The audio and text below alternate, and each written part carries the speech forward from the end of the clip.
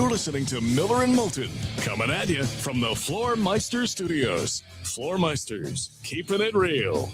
And now, here's Mark Miller and David Moulton. Top of the morning to you on this Thursday, the first such Thursday of July. Getting ready for a big 250 celebration. How the heck are you, Miller and Moulton? MillerandMoulton.com, Miller_Moulton on X. A big soccer day and night was promised yesterday. It was advertised. It was hyped up. And it delivered. How about that? Good morning, Mark. How are you? I'm doing great, David. Good morning. It was a fun night watching a little soccer. It had everything that it needed for the rest of the USA that wasn't already on board to get on board. Because one, they all learned what offsides is. And they don't like it. No. By and large, what I read on X last night was people who really didn't like offsides. They never said they were bad calls. They never said, well, this is a stupid rule. They just don't like it. And, well, we had a player kicked out. Yes, we did. We had targeting.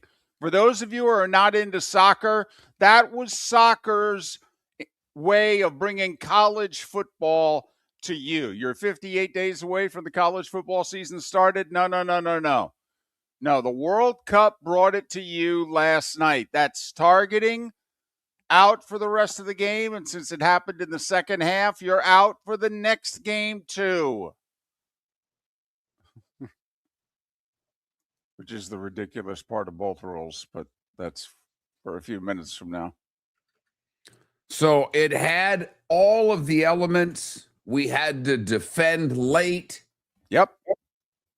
We scored a great goal. I mean, a terrific goal. If one of the best strikers in the sport would have scored that for another nation, the rest of the world would have marveled at it. It wasn't just a great USA goal. It was a great goal. Yes. I'm glad you pointed it out just that way. Okay. That somebody from the good old US of A produced a goal last night at the highest level of competition. Okay. In so many other countries' sport, in which their fan bases went, oh, I'll be damned. That's a goal. Damn. That's a goal. How many guys we got on our team who can do that? Damn. That was a rocket. It was perfect. And with the red card, there's a lot of controversy. Oh, yeah. I've got to tell you, David, I'm not the biggest soccer fan in this house. I'm not. And it's not my daughter who has been playing soccer. She's now 12, and I want to say she's been playing since she's been 5, when it was what we call the bumblebee effect. There's a bunch of kids around the ball. Zzz, one pops out every once in a while. Right. She's gone from that to playing in a semblance of the actual game now. Right. Not her. Not the guy that does 20 hours live on sports a week. Nope. Do you remember those days? Pittsburgh. Do you remember those days? Okay. One of the parents next to you would go, what's going on? And you'd go, just wait about 5 seconds. Either a ball or a kid will emerge and everyone will follow it. Just give it about 5 more seconds. Yeah, I definitely remember. I mean, got to remember, my daughter's only 12. Of course I remember those days. They don't seem like they were that long ago for me. But it's not my daughter. It's not the guy that does a sports show. It's the chick from Pittsburgh. And she was honked, wasn't she? Oh, yeah. Sure. And then when I had to let her know that he's gone for the next game. Right. What? Oh, yeah. For that call? That was a terrible call to begin with. I don't disagree. I thought it was an iffy red. Well, the thing that bothered me about it, because like you, I mean, come on, yeah, you and I are not soccer aficionados.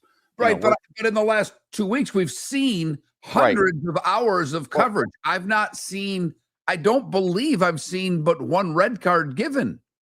Well, I haven't seen a red card given when no card was given initially. Correct. Like usually the yellow gets upgraded upon further review, but nothing gets upgraded to a red. Okay. And that's what even, some of the experts that Fox had, in which they said, well, this is my problem with this, to go from nothing to a red, and once again, it's not just last night. And not to get too nitty gritty here, but, our guest yesterday, Glenn Davis, pointed it out. What was the brilliant move that the U.S. coach did right before the start of the World Cup? He took Balogun and he moved him up and put him on the other side of Pulisic, and they're both equally as dangerous.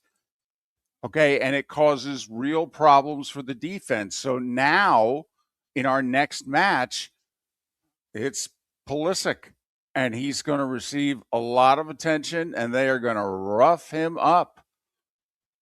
But that's for a little bit later on. But yes, it was, hey, I was worried whether or not they were going to get out of last night, because I thought if Bosnia tied it, they were going to win.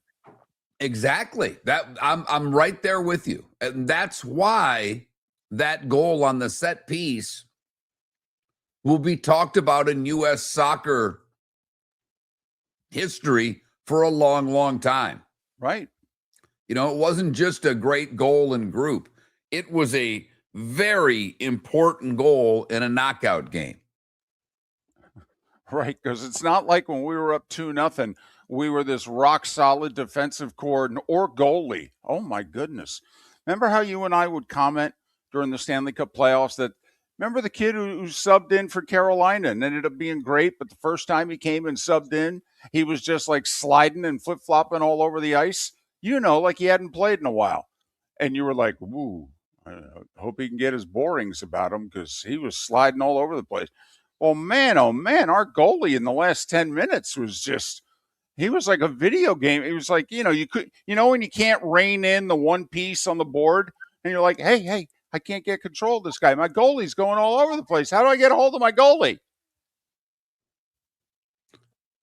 But I will say, that being said, our best defender, Richards, was terrific. Yes. In the second half. He was excellent. Robinson was really good. They were, as if you listen to some of the things Glenn Davis said, and obviously we couldn't do it on the first possession with 10, but the way we attacked the ball, we didn't let them get comfortable offensively.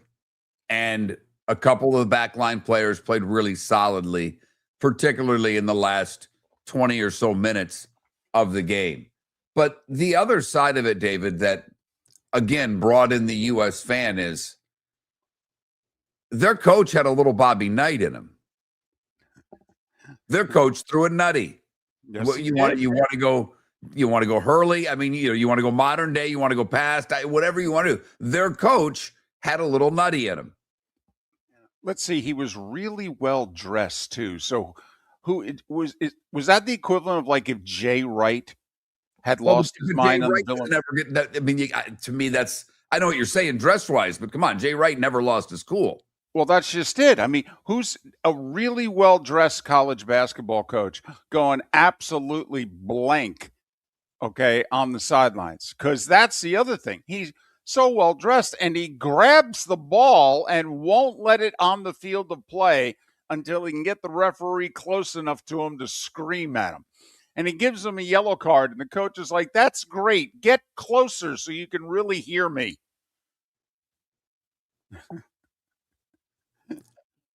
So that was a lot of fun. I mean, there were elements that, and the other thing that made me really happy, David, I hate and they've not used it, the old I believe chant. I cannot stand it. Right. Do you know what our crowd, you see, we've got a chant. It's pretty damn good. I'm going to help you with it. It goes, USA, USA. You know, we've been doing that one for a while. Right. It's an oldie We're but a good goodie. at it. Yeah. We're good at it. We don't have all the cute English cheers about someone's sister being drunk. No, we don't do that. Right. We have USA. And you know what we were doing in the second half? A very loud, boisterous crowd trying to help its team on to victory, which doesn't mean a whole hell of a lot, but it's fun to listen to on television. They're chanting USA. They sounded good. They did. They did. And when did West Virginia become the most important state in the union? That's what I want to know.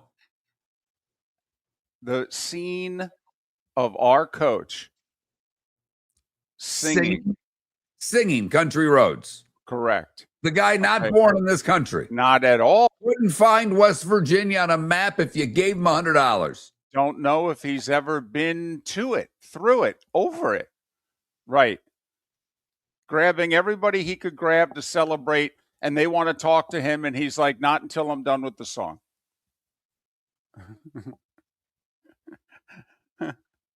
I give Rebecca Lowe credit, okay, because they were going to leave the field and go to the three of them in the studio. And live on the air, she produced, and she said, oh, they're singing the song. Stay with it.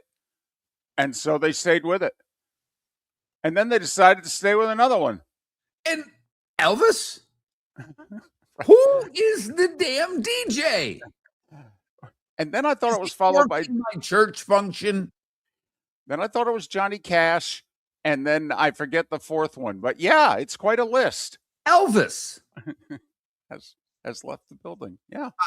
I can't help falling in love with you. Yeah. What in the hell? Oh, it's kind of what's happening between us and that team, Mark. It's a love affair that's blossomed.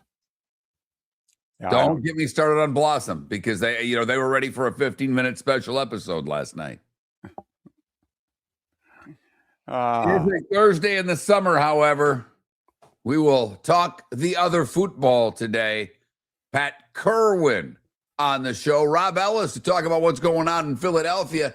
And Tommy Smyth, Miller and Moulton. Your roof is your home's first line of defense. At Pelican Roofing of Florida, Ronnie John and their team bring years of experience to protect what matters most, your family and your business. From residential repairs to large-scale commercial roofing, we deliver honest work, fair pricing, and quality you can trust. An upgrade on your roof can lower your insurance costs. Don't wait for a leak to turn into a disaster. Call the experts at Pelican Roofing today. 1-866-9-PELICAN. That's 1-866-9-PELICAN. Online at PelicanRoofingCompany.com. CCC 1332512. The Floormeisters just doesn't sell Cortec and carpet. They also sell a lot of wood. And what better time than now to stop in and see the nice folks at Floormeisters for some new hardwood for your home. With white oak wood starting at $4.99 a square foot, that makes it affordable for everyone. With 10 colors to choose from, they have a color for everyone. So stop in. 6281 Naples Boulevard, right next to Costco, or go to the web.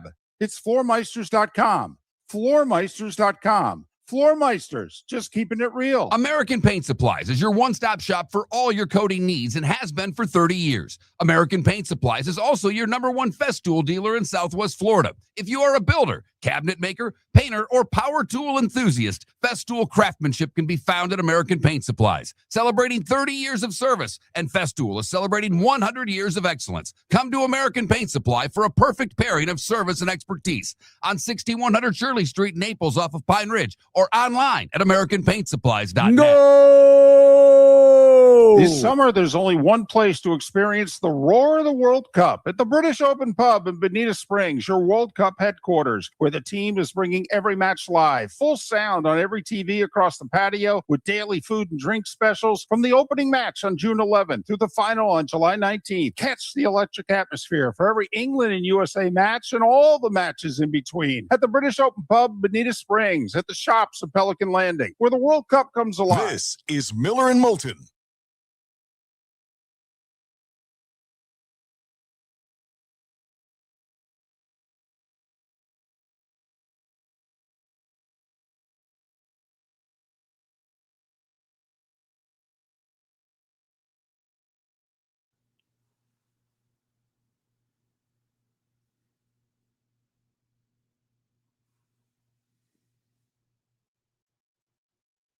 Yes, they are, Jets. They are a San Francisco band.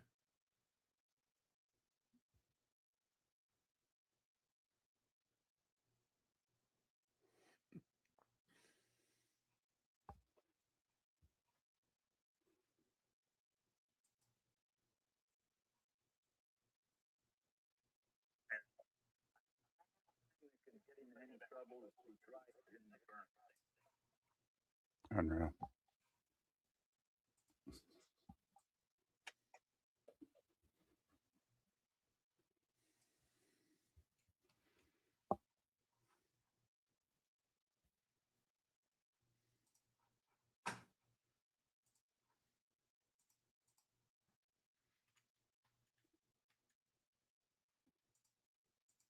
Oh no, Coach Grizzle, I disagree. I think it's part of our charm. I think it shows that we're not, we're not a traditional soccer nation. We're not even going to try to act like the other nations. No, no, no, no, no. If we're going to do the sport, we're going to do it our way, and cringe and all. I don't know what's cringe about USA. I didn't hear any other chants last night, unless I missed them. We chant USA. You don't want that? I think he just means after the game, the country roads thing. Have you? I mean, I don't know how much of this you've watched. The fans from other nations are screaming Bon Jovi, from crying out loud. I mean, this just in. The rest of the world kind of likes our music. Yeah. I don't know what to tell you. We may not, but. Right. Journey's been doing a lot of concerts for the last 30, 40 years around the world. Right. We don't care in the U.S. We've heard these songs before. We don't even like the guy who's singing them. We want the old guy.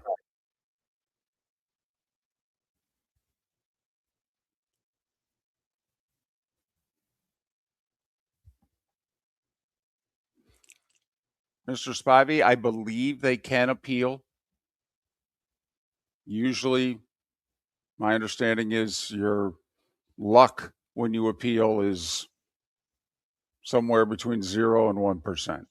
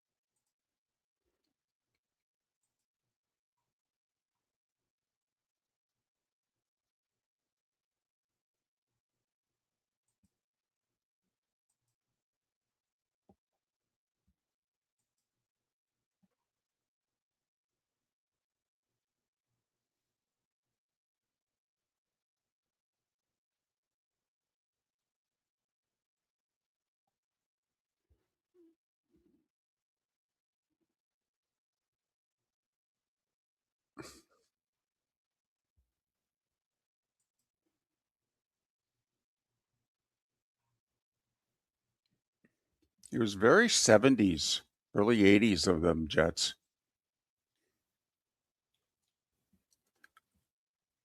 Then we had people running on the field last night in the soccer game. I'm like, this really is the 70s.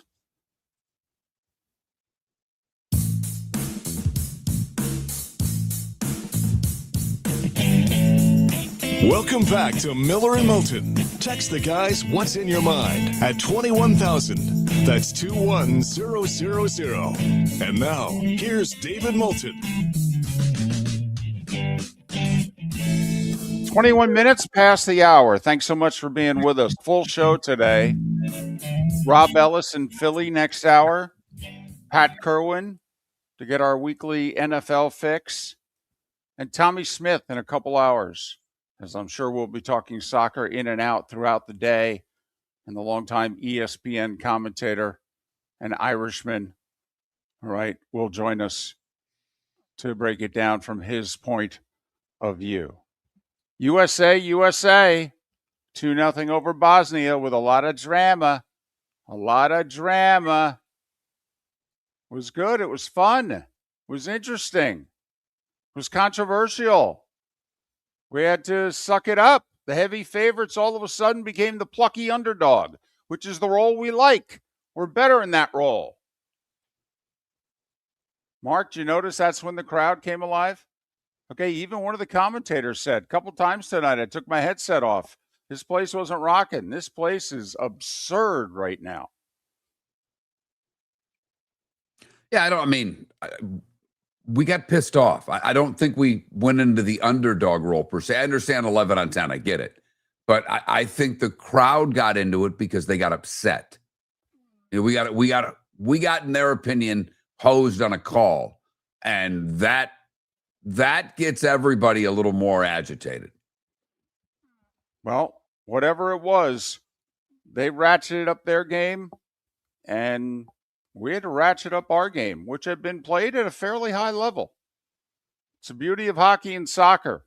You could be taking it to the other team, and it could be 1-0, and you're like, man, one bounce, one break, one, whatever, and everything could change. All right. Go ahead. I know you want to do it. You haven't. Damn right. You're damn right I want to do it. And I oh boy. Go ahead. Yeah. And you know what? I've earned it. And so has he. You're damn right. And how many people who listen to this show regularly, when he was putting his cape on in the second half yesterday, did not, when he scored the second goal, scream out, Harry Kane! Harry Kane! Yes. If they could just get the captain the ball so that he can have a moment of clarity. Boy, those announcers were losing their mind. There was no objectivity on that broadcast. Oh, my goodness. I mean, they were such big homers. They were dying on the air when they were losing, and it looked like the goalie from Senegal was just going to flat steal a World Cup match. Congo. Yeah, that's right. Congo. My bad. Yeah, Belgium was Senegal. It was a big day, long day, worked up. I got the Harry Kane part right. Harry Kane! Harry Kane! He has more goals in the World Cup than Pele. That's one of those things. If you don't score another goal, 20, 30 years from now, you're in the recliner. What'd you ever do? You know a little bit about soccer? Just enough to be dangerous. You ever heard of Pele? Yeah, maybe greatest soccer player ever. I scored more goals in the World Cup than he did. Huh. Oh, all right, Grandpa. Can I get you something from the fridge? So, and now they get to go to Mexico City to play Mexico. 40 years after the Hand of God game. Hello. Yeah, I obviously, Wednesday I sneak out and play golf. So I'm not listening to it. I'm not watching it. And I'm playing with three guys who have no interest in soccer whatsoever. None. And I start checking the score. I'm like, ooh, Congo's leading. And now I'm contemplating in the second half, do I turn the music off and put the soccer on? Oh my goodness. And that could have caused a revolt, and I might have gotten a letter from the club for that. So I am just by myself, like literally between almost every shot, walking over to my phone and going, okay, 66th minute, 68th minute. Yep. And then all of a sudden 1-1, and it's Harry Kane. And I went, oh boy. Uh-huh. And so I keep checking. And then in the 89th minute, England takes the lead. And who takes the lead? Harry Kane! Harry Kane! And my very first thought was not about the English friends I've met at the British Open pub here locally and how much joy they must have had. Not about the game that now will be Mexico and England in Mexico City. No, my thought was, what's the over-under on the number of times Moulton's going to say Harry Kane tomorrow? And I placed it at 28.5. Well, I thought I did well to not even hint at it in the whole first segment. I mean, I at least put the United States in all our drama and all our success and excitement. I mean, I at least put it ahead of, the guy across the pond. I will say cute, funny moment on set, Mark. And, how good is, television these days? But Rebecca Lowe, who, of course, was living and dying with every possession. Okay. And she gets through it. And the guys next to her have fun with her. But, the first guy to her left kind of accomplished, helped lead France to the World Cup, won the whole, golden ball foot thing there, pretty boot, right? Yeah. And he said, listen, I know I'm French and you're English and I'm really supposed to stay in my own lane. But if it's okay with you from now on, every single time I refer to him, I would just like to call him Sir Harry. And so the whole rest of the show, he just called her Sir Harry. And the other guy jumped in and said, oh, my bad, Sir Harry. Well played. Yep. So, but great. Listen, to me, what's making this tournament so successful is most of us don't give a damn about soccer and don't regularly watch it. And won't watch it once this tournament's over for another 4 years. Right. And yet the tournament's amazing. David, you could probably call it, what is it, the human drama of athletic glow? Athletic competition? Yeah. Okay, yeah. Human drama of athletic competition, yes. Yeah. John McKay would be happy right now. And so would Jim. Yes. And Jim McKay. Yeah, John would too. Yes, he would. Yes. No doubt. Crank it up, cue it up, all the music. And it doesn't matter that it was ABC's announcers and music. Cue it up anyway. What the hell? Run the NBC Nightly News breaking news theme while we're at it. Yeah, just cue it all up. So, it's produced great moments. And someone in our chat room said, no one's going to care once the USA is out. That's not true. The TV numbers would tell you you're dead wrong. No, dead wrong. Big. They'll be big. Will it be as big when the USA is knocked out? Of course not.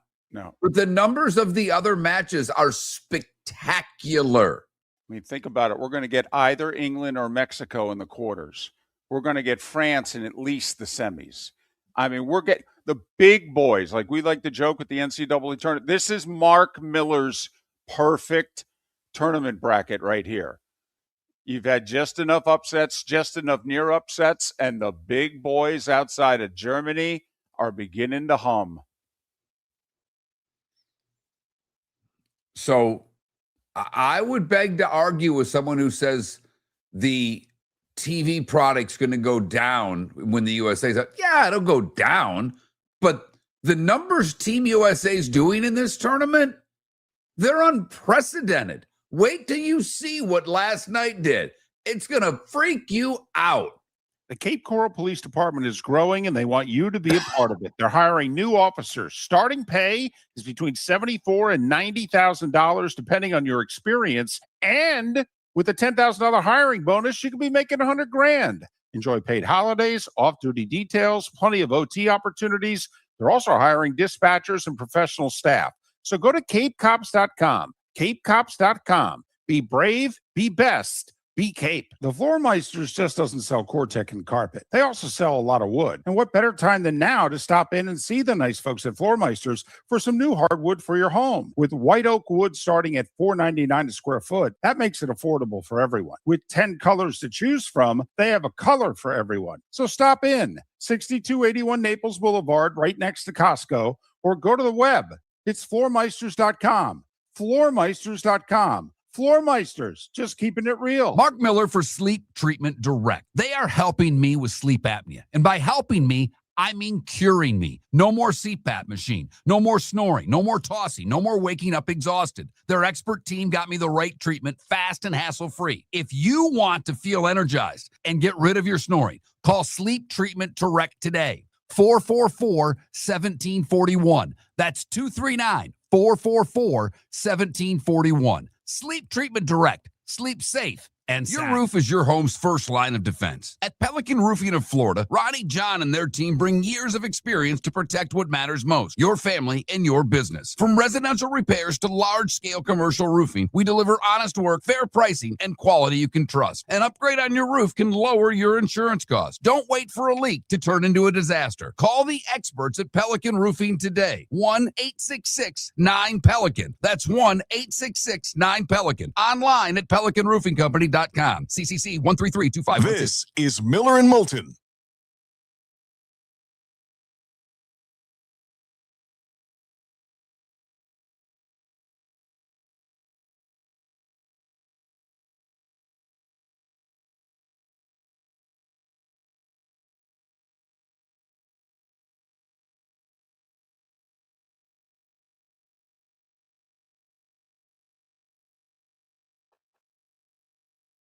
All right, we touched on this a touch on the air yesterday, but yes, Fox is paying around $450 million a year.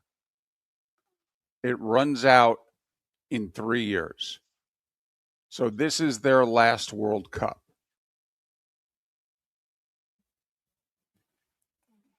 Do you know when Fox won the bid for these games?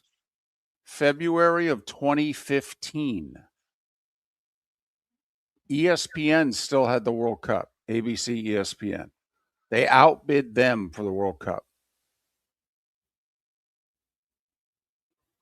And that's what people have been talking about inside the industry for the last 10 days.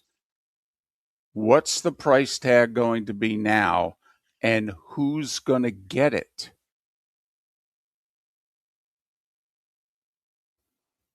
You know, Fox doesn't have really any conflicts.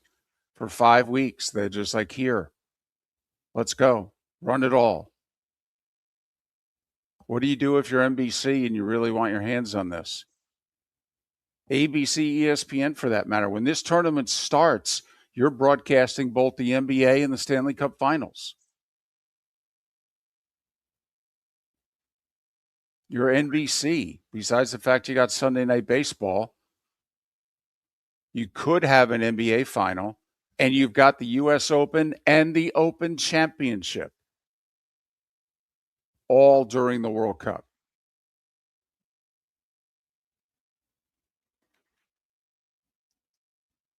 Grizzle, the problem is Fox has the least amount of money.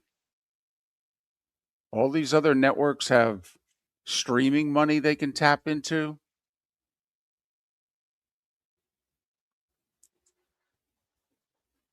I think the only way Fox gets it is FIFA just likes their coverage and is willing to take a hometown discount. And does that sound like FIFA? Unless the president of FIFA has already been paid off. Yeah. Right. You can get it for less if the right people have been paid off.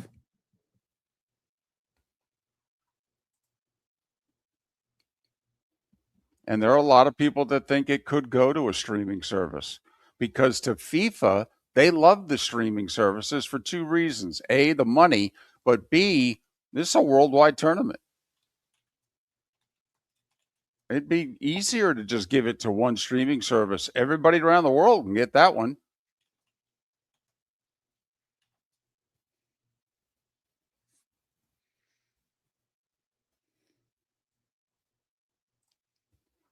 Coach Grizzle, I hate to break it to you, but you really think they're keeping us in mind when they do this package?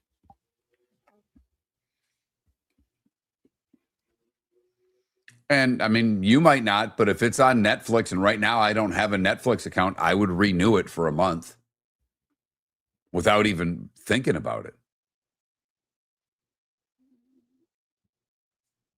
By the way, 10 million watched it was one of the Brazil games, a non-USA game. 10 million. Well, and is that just Fox and not because this is the other thing? If they Fox, that's not even including the Telemundo numbers. Their numbers for the Mexico games and things like that are off the chain. Right? They're bigger than the Fox's numbers. I don't know if the USA games are getting astronomical numbers. Right. I mean, last night's game's going to do in the 20s of million people. Yes, probably bordering on 25. That, I mean, there's nothing else doing that except for the National Football League. Adam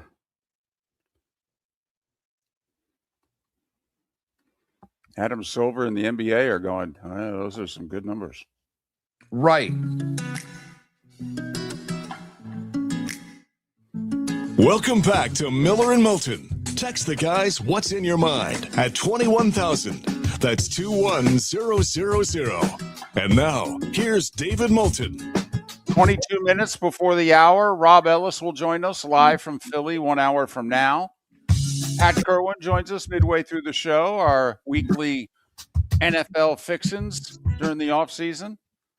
And Tommy Smyth will join us, the longtime ESPN and now SiriusXM soccer broadcaster, give us his thoughts on the World Cup and the U.S. win last night, the red card, the controversy, etc. Tommy calls it straight. We'll have him on a couple hours from now. Do you think he was rooting for Congo? Because I'm going to ask. He usually roots for the story. Well, right. Where's he from again? Well, isn't he from Ireland? Yeah. Yeah. Well, what are their thoughts on the English? David, here, ask your mom. Oh, just nobody.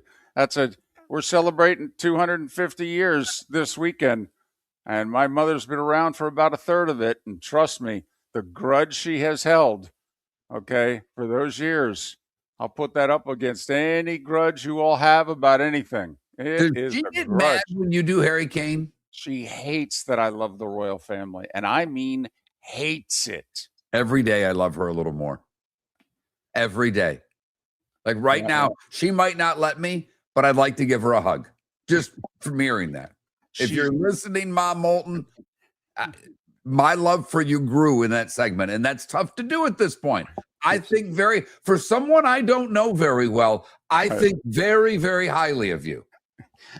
But she does get a kick out of how over the top the English announcers are. She does get a kick about them. I mean, she hopes that they lose and, be involved in an accident, but she does get a kick, okay, out of them. So how could you not? Time now for the starting five. 5 big stories you need to know. Here is the starting five. Well, we'll start with the World Cup. USA beat Bosnia 2-0. They led 1-0 at the half, although they began to dominate the match midway through the first half. Okay. I'm probably going to pronounce his name wrong, and I hate to do that, but he's the guy who scored and then got the red card. Do we go with Balogun? Okay. Anyway, he scored late first half. He gets a red card about 15 minutes into the second half. We have to play a man down for what ended up being 37 minutes. And we kept Bosnia off the scoreboard while Malik Tillman scored an epic free kick. One of the hardest goals to score because it was a free kick just outside the box. So you've got to get the ball up over the human wall and then quickly back down again to keep it under the crossbar. And the ball has to have enough pace on it to beat a world-class goalie. And he did it. And it was exceptional. And it put us up 2-0.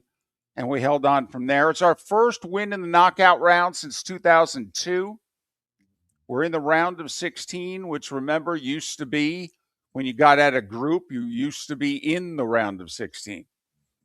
But now we will face Belgium next. And right now, we're going to have to do it without the gentleman with the red card. U.S. will likely appeal. It likely will be denied because they're never overturned on appeal. It's essentially the targeting rule in college football. Only it doesn't matter what half you do it in. You're out the game you're playing, and you're out your next game that you're scheduled to play in. Bud Elliott yesterday had one of the all-time best posts that I've ever seen on X. After he was thrown out, Bud Elliott posted, "Can the U.S. appeal to the judge Sorsby found to rule him eligible?" That's outstanding. In the moment, to get that out quickly, be first, to keep it essentially in your lane as well. Well done, sir. Well done. So we're going to play the winner of Belgium-Senegal. Belgium was the favorite. Senegal dominated for 85 minutes of the 90-minute match. Dominated. And then out of nowhere, Belgium scores a goal. Okay, ball kind of got loose near the box and bang. All right, 2-1. 86th minute. 3 minutes later, they tie it. It's 2-2. They play a 30-minute overtime. And near the very end of the overtime, before they go to penalty kicks, there's a ball that goes through the box. Guy was taken down. Is it a penalty or not? They go to instant replay. They take 7 minutes and decide, yeah, that's a penalty kick. And so Belgium comes from 2-0 down in the 86th minute to beat Senegal in overtime 3-2. USA, Belgium, Monday night in Seattle, which is where Belgium, by the way, just played. They don't have to even change hotel rooms. Earlier in the day in Atlanta, the Congo scored in the 8th minute, had a 1-0 lead on England for nearly 70 game minutes. England ties it in the 76th minute, and then Harry Kane, who scored the tying goal, scores the game winner just minutes before extra time. England advances 2-1. They'll play Mexico in Mexico Sunday night. Monster number. Sunday. By the way, Senegal got hosed. I don't disagree. That was a joke. I'm sorry. I thought the ball was past him. I thought if there was no contact made, he still would not have made contact with the ball with the foot that they claimed was clipped. So I didn't like it either. I thought it was a terrible call. At the time of it, everything about it, I did not like it one bit. So think about it, by the way. In the World Cup, they went to instant replay yesterday in the knockout stage and turned a no call into a penalty kick and turned a no call into a red card. That's pretty bold use of replay in a knockout stage of the for World a sport that maybe resisted replay damn near as much as baseball. I mean, that's bold. That's the whole, well, you can't do it at this tournament. You can't do it at this stage of the tournament. Think about what FIFA and the World Cup did yesterday in 2 of their 3 matches. They called a penalty shot in overtime for you hockey people. Right. That's what they did. And by the way, they didn't call it on the ice. The refs on the ice said, no, that's not a penalty shot. And then Toronto got involved. Unbelievable. 3 matches again today. Spain, Austria, 3 o'clock on Fox. Portugal, Croatia, 7 o'clock on Fox. And then 11 o'clock tonight, Eastern, FS1, Switzerland and Algeria. Baseball, the Rays are never going to lose again. The Rays are in the World Series waiting to see who they're going to play. Stop it. They've won 7 in a row, in part because, well, if a game was played, Junior Caminero homered. He's homered in 6 straight games. They've won 7 in a row. Their lead in the East is 3.5 over the Yankees, because while the Rays have put their winning streak together, the Yankees have gone a week without winning. They've lost 7 in a row. After scoring 2 in the 9th to dramatically tie it and set up extra innings, Tigers beat the Yankees 6-2 and 11. This is the longest Yankees losing streak since 2023. It's not that long ago, but still. You know, the Tigers have swept the White Sox and Yankees in the past 2 weeks, but can't win against the teams that are bad. You mean against everybody else? Right. By the way, Caminero with that home run, it's like the youngest guy to ever hit home runs in 6 consecutive games. He's 2 away from tying the major league record of home runs in 8 consecutive games. Right. Mattingly, Ellis, there's a few of them. Yeah. Mattingly and Dale Long and Griffey Jr. And then Rafael Devers. So 4 have done it from what I have. Blue Jays beat the Mets 9-3 on Canada Day. Orioles beat the White Sox 6-1. The White Sox lost. The Guardians won, snapping Texas's 6-game winning streak 9-4. So Cleveland a game back in the Central. Washington beat Boston 10-2. Marlins lost. Why? It's July. We should have had that. What were we doing? You know what you got to do if you're the Marlins. You just keep all, if they still use regular calendars, you just keep them all on June. Totally. You're going back home now, and it should be June, 3rd, 4th, and 5th this weekend. Yep. Colorado doubled up the Marlins 6-3. They had won 8 straight against the Rockies. Skeens, by the way, Skeens has an ERA of like 3.6. He got roughed up again last night. Phillies, Trey Turner hit a 3-run homer and a 5-run second. Phillies beat the Pirates 10-6. Braves held the Cardinals to 2 hits and a 5-1 win. It's 9 straight starts, by the way, for Skeens that he hasn't won. 9 straight starts. I mean, some of it's been on the Pirates, but 9 straight starts without a win. It's a month and a half. Yeah. Right. Brewers doubled up the Reds 4-2. Okay, what I'm about to tell you is the truth, the whole truth, and nothing but the truth. There's nothing exaggerated here. The Cubs beat the Padres 23-3. That's like the Bears over the Chargers. Dansby Swanson had a good month. He had 3 homers and 8 RBIs yesterday. Did the Cubs get credit for like every time Harry Kane scored? Did that like count for 6? 23-3. A's hit 3 homers, beat the Dodgers 7-1. Giants finally beat the Diamondbacks after losing 8 straight. They beat them 6-4. And the Twins, they hit 3 homers. They beat the Astros 8-3. Houston's 2 back in the West. NBA, we'll talk about this more coming up. Celtics end up trading Jaylen Brown. First, they trade him to the Sixers. That stopped me in my tracks to begin with. Then they trade him for old and expensive Paul George. 4 draft picks, only 2 of them are first rounders. What are we missing here? What are we missing? Well, David, Bobby Marks was on the show and he made the tweet, that sent Jaylen Brown into a tizzy. But it wasn't Marks saying that analytically he's not good. What Marks said is an NBA analytics person said he was the 6th best player on the Celtics team. Right. We'll get more into this coming up. But Jaylen Brown traded to the Sixers for Paul George and 2 first-round picks and 2 second-round picks.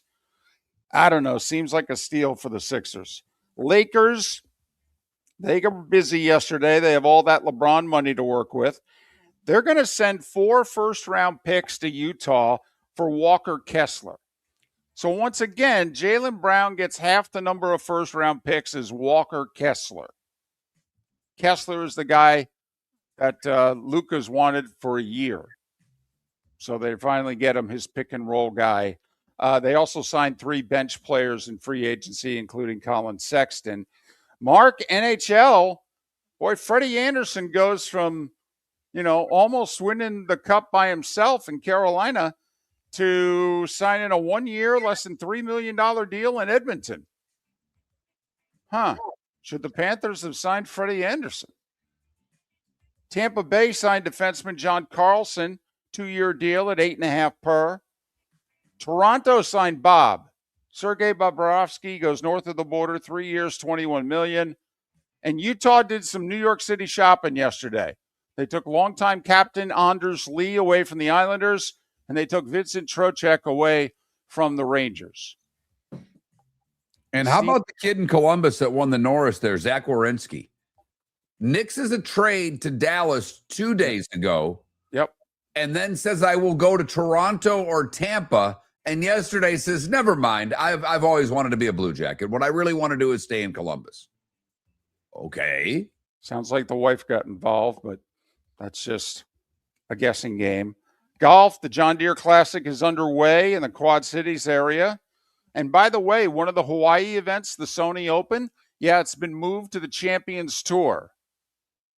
So it's no longer going to be for the PGA guys. It's going to be for the 50-plus crowd. Boy, they're going to hate starting their year in Hawaii. They're going to hate that. Wimbledon yesterday on the men's side, top seed Sinner, Djokovic, Tiafoe, they all advanced pretty easily. Women's side, Sabalenka, Osaka, and Pegula advanced easily. Coco Gauff was taken 7-6 in the third. And at 7 minutes before the hour mark, that was the starting 5 big stories you needed to know here on Miller and Moulton. So USA with a big win. Belgium gets through on a wild one. England and Mexico will play on Sunday night. This tournament has delivered. You may all not like it, but to two guys who just love sports, it's been damn near perfect so far. Your roof is your home's first line of defense. At Pelican Roofing of Florida, Ronnie, John, and their team bring years of experience to protect what matters most, your family and your business. From residential repairs to large-scale commercial roofing, we deliver honest work, fair pricing, and quality you can trust. An upgrade on your roof can lower your insurance costs. Don't wait for a leak to turn into a disaster. Call the experts at Pelican Roofing today. 1-866-9-PELICAN. That's 1-866-9-PELICAN. Online at pelicanroofingcompany.com. CCC 1332512. Floormeisters just doesn't sell Core-Tech and carpet. They also sell a lot of wood. And what better time than now to stop in and see the nice folks at Floormeisters for some new hardwood for your home. With white oak wood starting at $4.99 a square foot, that makes it affordable for everyone. With 10 colors to choose from, they have a color for everyone. So stop in. 6281 Naples Boulevard, right next to Costco, or go to the web. It's floormeisters.com.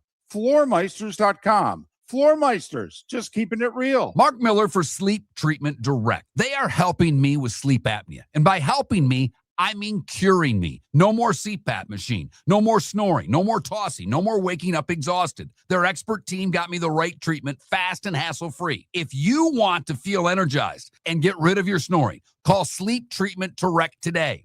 444-1741. That's 239-444-1741. Sleep Treatment Direct. Sleep safe and sound. The Cape Coral Police Department is growing, and they want you to be a part of it. They're hiring new officers. Starting pay is between $74,000 and $90,000, depending on your experience. And with a $10,000 hiring bonus, you could be making $100,000. Enjoy paid holidays, off-duty details, plenty of OT opportunities. They're also hiring dispatchers and professional staff.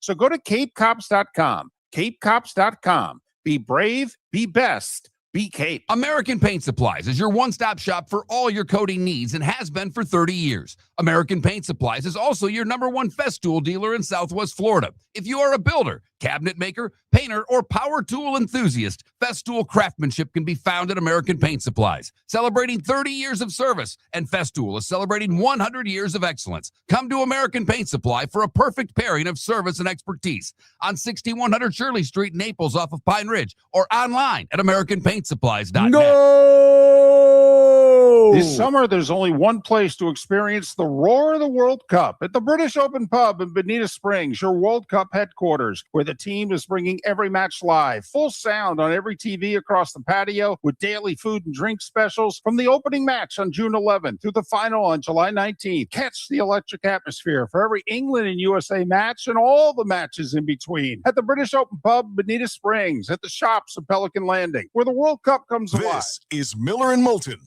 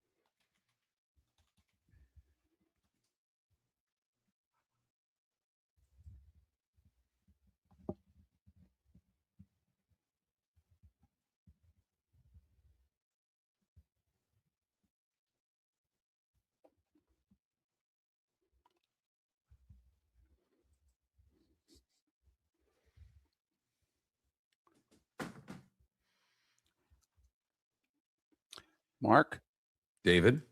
my mother text right after the very beginning of the starting five, when we had to finally move on and start doing the starting five. She texted, "May the British burn in capital letters hell." There you go.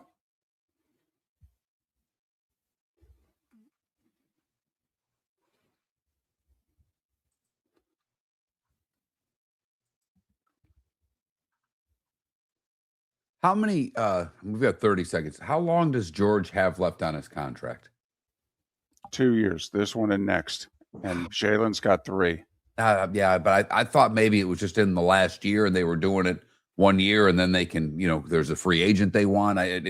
Well, technically it's 1 and a player option, but if you were Paul George, would you turn down $57 million in a year? No, Right. I don't think I would.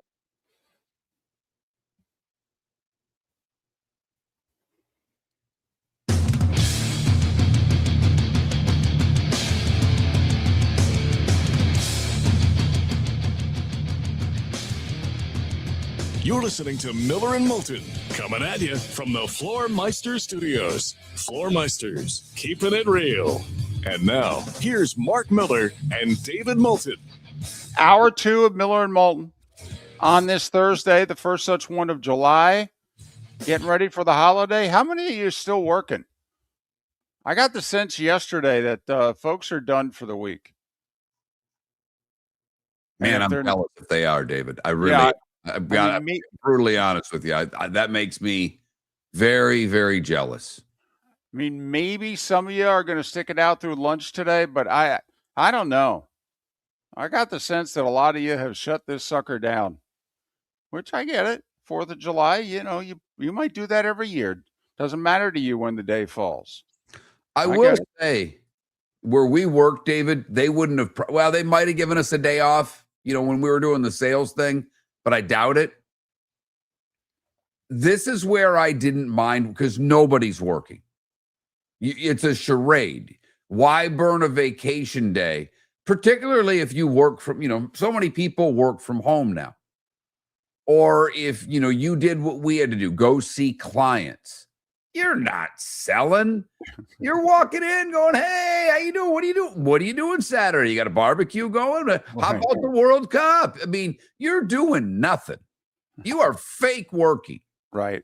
What are you here for? The lunch special, actually. I mean, you are fake working. That's all there is to it.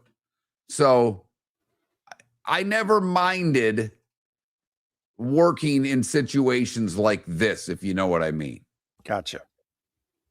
But yeah, I mean, you're probably right. A lot of people did take this week off. Some will take next week off. Makes sense. Yeah, I get it. I mean, Miller and Moulton don't really get vacations anymore. Okay, we get like one every other year. Okay, if maybe the time will come where we can afford to take vacations again. Right now, we're not there. And in fact, David had told me privately that he was taking a week. It lasted 24 hours. Literally, I'm taking a week off in July. That was the text because I went back. I said, hey, you're going to be gone, blah, blah, blah. We're talking about some things. And then a day later, by the way, scratch that week off. I'm going to grab a day here and 2 here. Okay, yes. If that's the case. Right. Because I started with him asking me, are you taking some time off? And I'm like, I don't have it. He's like, are we taking this day or that day? I'm like, I don't have a scheduled day off until Thanksgiving right now. Yeah. Like okay. Labor Day. So, but yes, my hard and true vacation plans lasted 24 to 36 hours. And now I might get 2 4-day periods, but probably not. Okay, can we go back to something which I know, listen, there are those that are yelling at us because we're talking so much World Cup. I don't know what to tell you. Okay, I mean, trust me, if you change the channel, they're talking it there too, especially when the U.S. just played. It's our poll question. Will you continue to watch the World Cup when the U.S. men's national team's out? And I'm a resounding yes. I have loved this tournament. But some of you have said, whether it's on in the chat room or on the Pelican Roofing of Florida text line, that you're not watching anyhow. So that's one of the choices. But right now, most of you are watching, and the television numbers back that up. People are watching. Sports fans are watching. But will you keep watching is what we're asking. If, like, last night was the last win for the U.S. men's national team. If they lose Monday night in Seattle, are you done? Or have you been roped in enough now that, you know what, they'll be at the quarterfinals midweek next week, and you know what, I'll be there with them. I'm in for the rest of the tournament. Because the tournament runs through British Open Sunday, doesn't it? That sounds right. Yeah, I think the 19th, I believe, is when the tournament runs through. So, I got to talk about this Jaylen Brown trade. I'm sorry. I know. Following up soccer with the NBA. I get it. Just bear with me, please. Listen, we did a segment about a week ago saying, who can you trade Jaylen Brown for straight up? Right. When Giannis was getting traded to Miami. And we're like, Brown was being talked about going to Milwaukee for Giannis. And when Right. that didn't happen, Right. then what? And so we said going forward, is Boston going to have a hard time getting good value for Jaylen Brown? Because who's available that's of similar value as Jaylen Brown? Jaylen Brown's 29. He'll be 30 in October. He's a little older than I thought he was last week when we were talking about him. But he's 29. Paul George is what, 36? 30, at least 34? I mean, Paul George is in his mid-30s. Plays for the Sixers, by the way. Or he did until late yesterday. He's not nearly the player that he was when he was a multi-time All-Star. He's had a couple injuries. Hell, he had a PED suspension last year. He's not the same guy. He went from being the best or second best guy on your team to now he's at best the third best player on your team. Jaylen Brown just finished 6th for the MVP. When the Celtics won the title 2 years ago, he was the playoff MVP. By the way, George just turned 36 in May. Just Okay. so you know. So one guy's going to be 30 in October, and the other guy is 6.5 years older. 6.5 years older. Paul George has 2 years left on his contract. $54 million and $57 million. The $57 million is an option year. Player option. Yeah, we're dumb enough to assume that a guy who's 37, okay, will pick up his $57 million option. But, you know, we may live to see that one burn. Jaylen Brown's got 3 years left, including this year. 57, 61, and 65. That's what he's getting paid. Boom, boom, boom. 57, 61, 65. So, Mark, the Celtics do save a year of salary. Big salary. I mean, they save about a $60 million contract year. But they gave away one of the 15 best players in the league for a guy who's not one of the 50 best players in the league anymore. And they only got 2 first-round picks. The 4 draft picks include 2 second-rounders. And not only that, correct me if I'm wrong, didn't they trade Jaylen Brown to the Sixers? Yes, they did. Not the Jazz, not the Nuggets, not somebody in the Western Conference, not somebody in the Southern Division either. The Celtics and the Sixers consummated the Jaylen Brown deal? No. Seriously? I mean, is Brad Stevens in the hospital? Does he have a bad case of the flu and they put some paperwork in front of him and he signed something he shouldn't have? What the hell happened yesterday that Jaylen Brown got traded for an over-the-hill wing and 2 first-round picks to a division rival? Can't help you, David. I really can't help you. Are we seeing this wrong? Like, I saw a talking head yesterday going, I like this deal for both teams. I challenge somebody who roots for the Celtics to tell me why you like this deal. I challenge it. David, look it. If they would have just flat out traded him, and the NBA can't make trades without really having equal salary. It just doesn't. Right. It doesn't work. So I know what I'm saying is objectively wrong, but if they would have just traded him for a slew of draft picks and one player who was making $10, $12 million, I get it. I know what can happen in the world of the NBA. But if it was something that they were up against an apron and they had to get under, and this was some sort of a salary dump because they were basically, even though Brad Stevens wouldn't say it, you could figure out that it was, I've got to get under an apron. Ownership has told me we're not paying the tax. Right. Then I'd go, well, it sucks, but at least I understand why they did what they did. Right. Paul George, 36-year-old Paul George, who, when's the last time, and I've got to look quickly, when's the last time he's been able to make it through a year playing close to the full amount of games.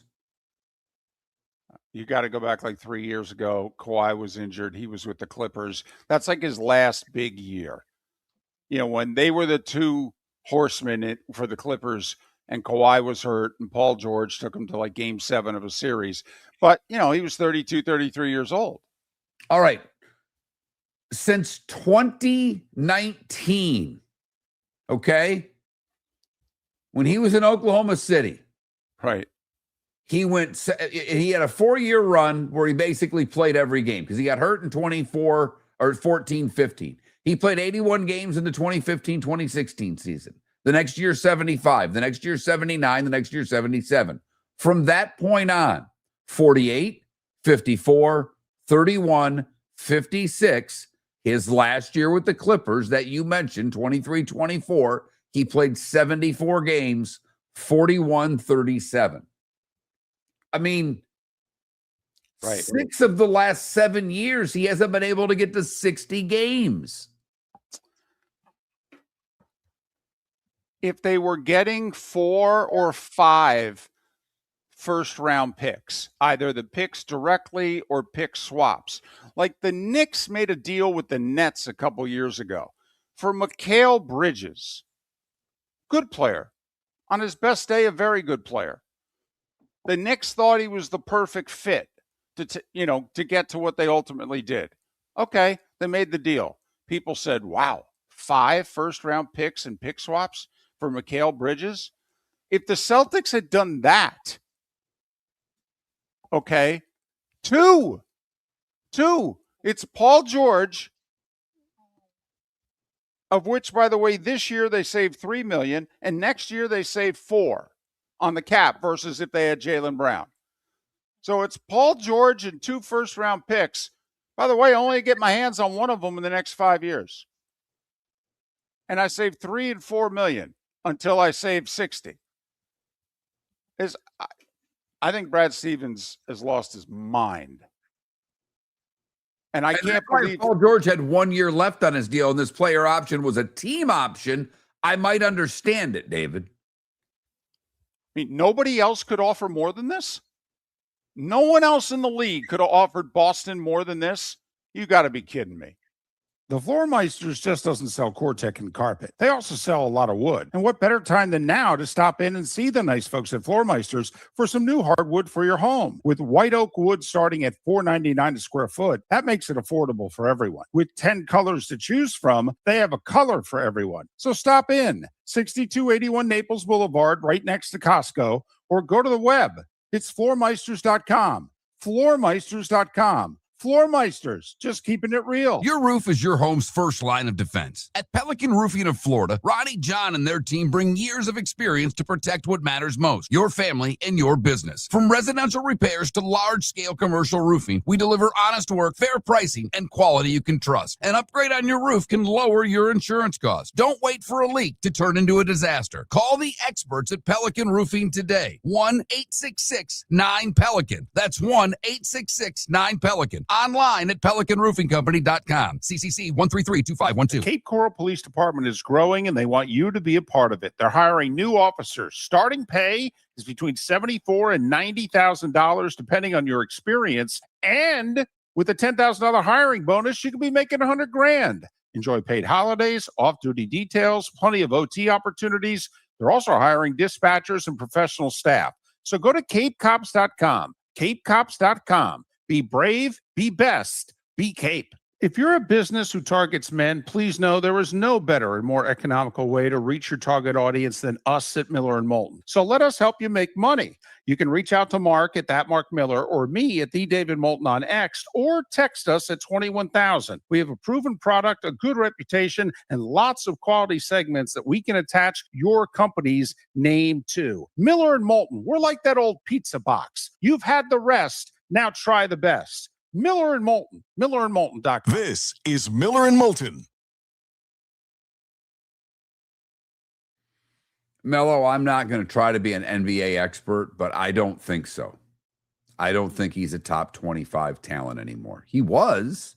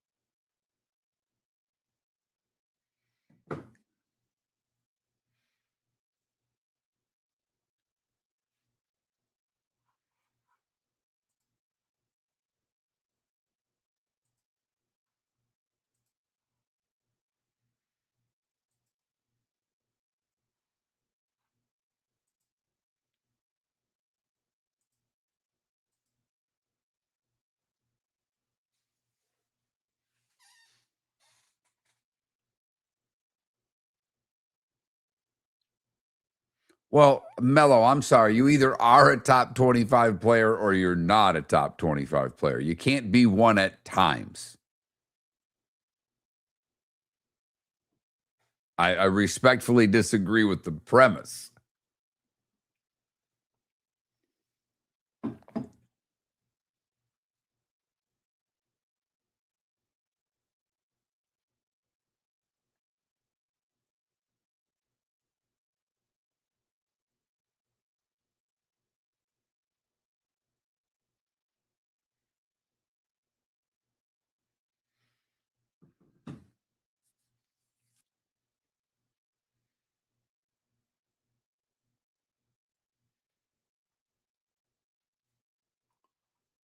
Yeah, he is. NBA doesn't. The Basketball Hall of Fame doesn't have a lot of. It's first off, it's the Basketball Hall of Fame, but yeah, I think he'll get in. A lot of guys who I don't think should get into the Hall of Fame get in that sport. So I think Paul George is probably a Hall of Famer. 16 years, he's averaged 20 points a game. That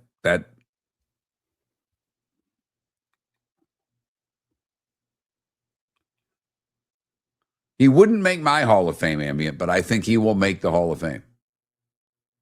I know that's kind of skirting around it, but I would bet he makes it because when guys that get in, I always kind of go, wow. I mean, David, do you think he gets into the Hall of Fame? I agree with everything you said. I wouldn't vote him in, but I think he'll get in. I mean, they like putting guys in.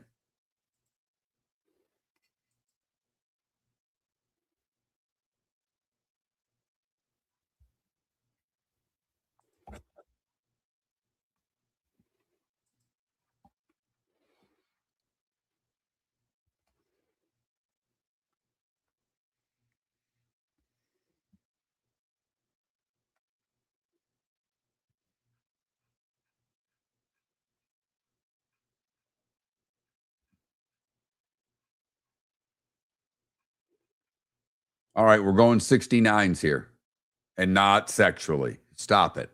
All of you. 69 days away. It's the magic number, right? It is. All right. Glad you clarified that.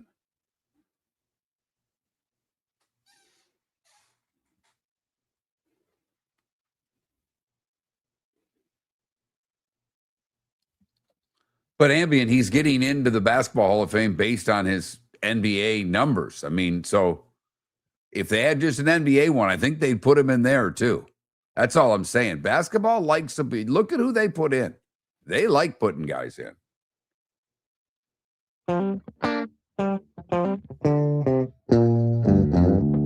You're listening to Miller and Moulton. And now, here's Mark Miller and David Moulton. 21 minutes past the hour. Rob Ellis will join us in a little more than 15 minutes. That's if he didn't fall when hearing the news yesterday, hit his head, and he's not in a Philadelphia area hospital. I don't think he is because he answered my call. But so we're either checking in on Rob Ellis and hoping he's okay, or we're going to talk to him about the Sixers Celtics trade and a few other things going on the Philly sports scene coming up in a little more than 15 minutes time.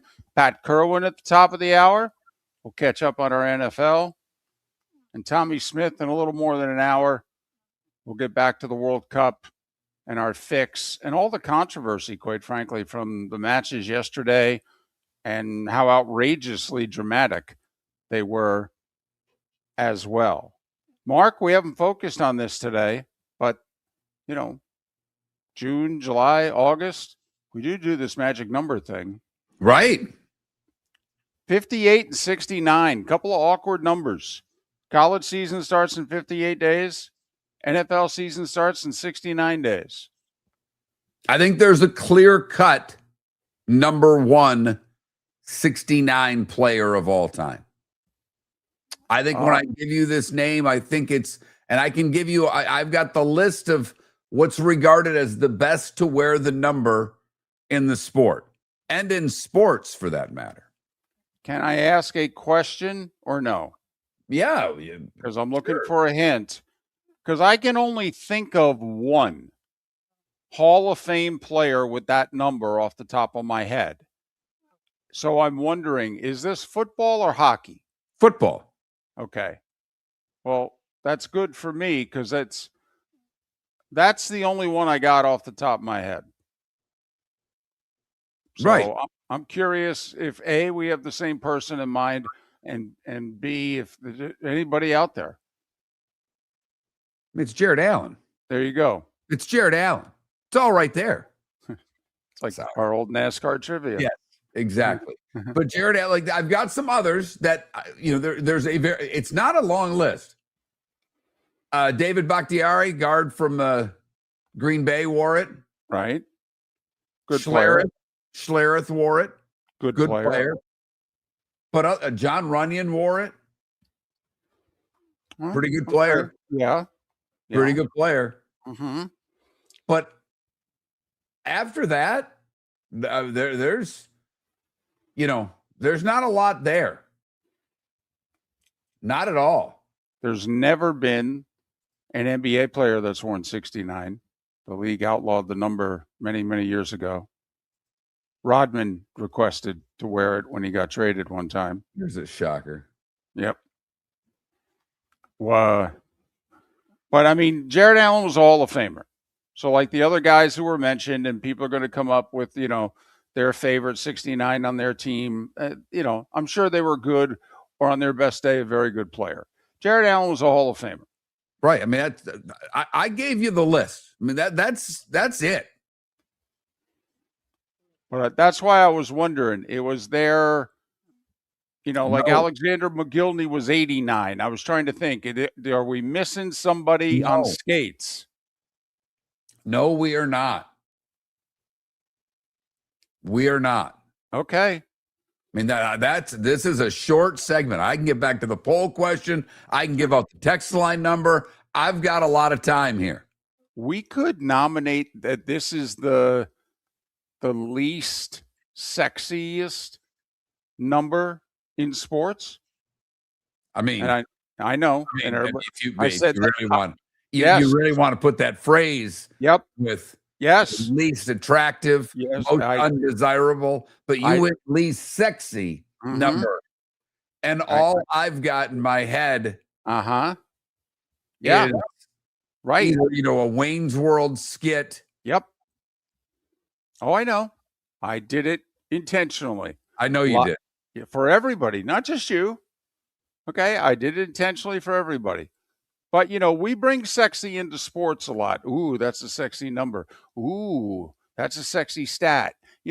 So, I mean, like, there are some numbers here in which we're going to rattle off 20 guys' names. And right now, we got one. We got one that we think is worthy of bringing up when we play this little game. Because we usually like to be at the Hall of Fame level. All I'm doing is Keanu Reeves and whoever the other kid is from Bill and Ted's Excellent Adventure going, 69. That's what's been in my head the whole show. So I'm time traveling, literally and figuratively. I got it. I mean, when one of the most famous 69s that we can think of, his nickname is Stink. Right. I'm just saying it's not a very sexy number. I am just going to leave that alone. Morning, ladies. You guys can play the rest of the joke in your head. Hey, come on. I haven't said a syllable that's not true. You guys can take it and do what you want with it. All right? But that's all. Just wanted to make sure. All I know is for the first time maybe ever in this show's history, and we've been on the air on and off for 20 years now, if we took calls, it would be me right now, not David, giving out the phone number. Right. Like, it's ironic. I'm trying to give the 21,000's the text line number. This is the first segment. Miller, not sexy. First segment we've ever done where of the two of us, when the question was asked, who's blushing, the answer is Miller. I'm just trying to get through this right now. 4 minutes ago. Today. Yep. You continue to watch the World Cup when the U.S. men's national team is out. Right now, the vast majority of you on both the Twitch and YouTube chat room and on our X page, Miller_Moulton, saying you're watching. You're watching. And that's what the TV numbers suggest, that even when the U.S. is not playing, Fox is doing well. David brought this up yesterday. We talked about it briefly today, that this is the last World Cup for Fox. Under the current contract. Was seeing a story early this morning as I was getting ready and perusing X that NBC, because Telemundo has the rights for the Spanish broadcast, that NBC is working hard to get the English-speaking rights as well. And when you throw in Peacock, and that would be interesting. I will say, I'm still just a little miffed by NBC. Everybody else is cutting their cable network. They added one and are putting shows that would have just been on Peacock onto the NBC Sports Network. Right. It kind of just spits in the face of what everybody else is doing. Also, doesn't it defeat the purpose of signing up for Peacock? Yes, as someone who has a Peacock subscription, I'm like, what are you doing here? I paid for this. Hold on a second. 3 years ago, you guys put an NFL playoff game on Peacock. Right. And in the time since, you decided, let's bring back that cable network that nobody watched. Let's start putting good programming on it. What? And they have a bunch of programming. They've got a lot of Big Ten stuff. They put a lot of Big Ten hoop on the NBC Sports Network. It didn't make sense to me. So NBC apparently in talks with FIFA. Who's paying off the right guy? I mean, that's really what it boils down to. Boy, I'll tell you, if you're running ESPN or you're the number 2 at ESPN, how do you get outbid for this? Well, by anyone that's not a streamer. This is, and I don't know how many of you watch Sports Center, but I have ESPN on occasionally. And David, they don't even have highlight rights. No. They're showing the still photos. Yes. And how bad in 2026 does it look when you can't show a highlight? Right. Well, remember, of the $2.7 billion that they pay the NFL for the Monday Night Football package, when the talk was they were going to lose that package, ESPN was negotiating with the NFL as to what's the side highlight package worth. Could we pay you $500 million a year just to run your highlights? But yeah, it's going to be $1 billion a year deal. The Floormeisters just doesn't sell Cortec and carpet. They also sell a lot of wood. And what better time than now to stop in and see the nice folks at Floormeisters for some new hardwood for your home. With white oak wood starting at $4.99 a square foot, that makes it affordable for everyone. With 10 colors to choose from, they have a color for everyone. So stop in, 6281 Naples Boulevard, right next to Costco, or go to the web. It's floormeisters.com.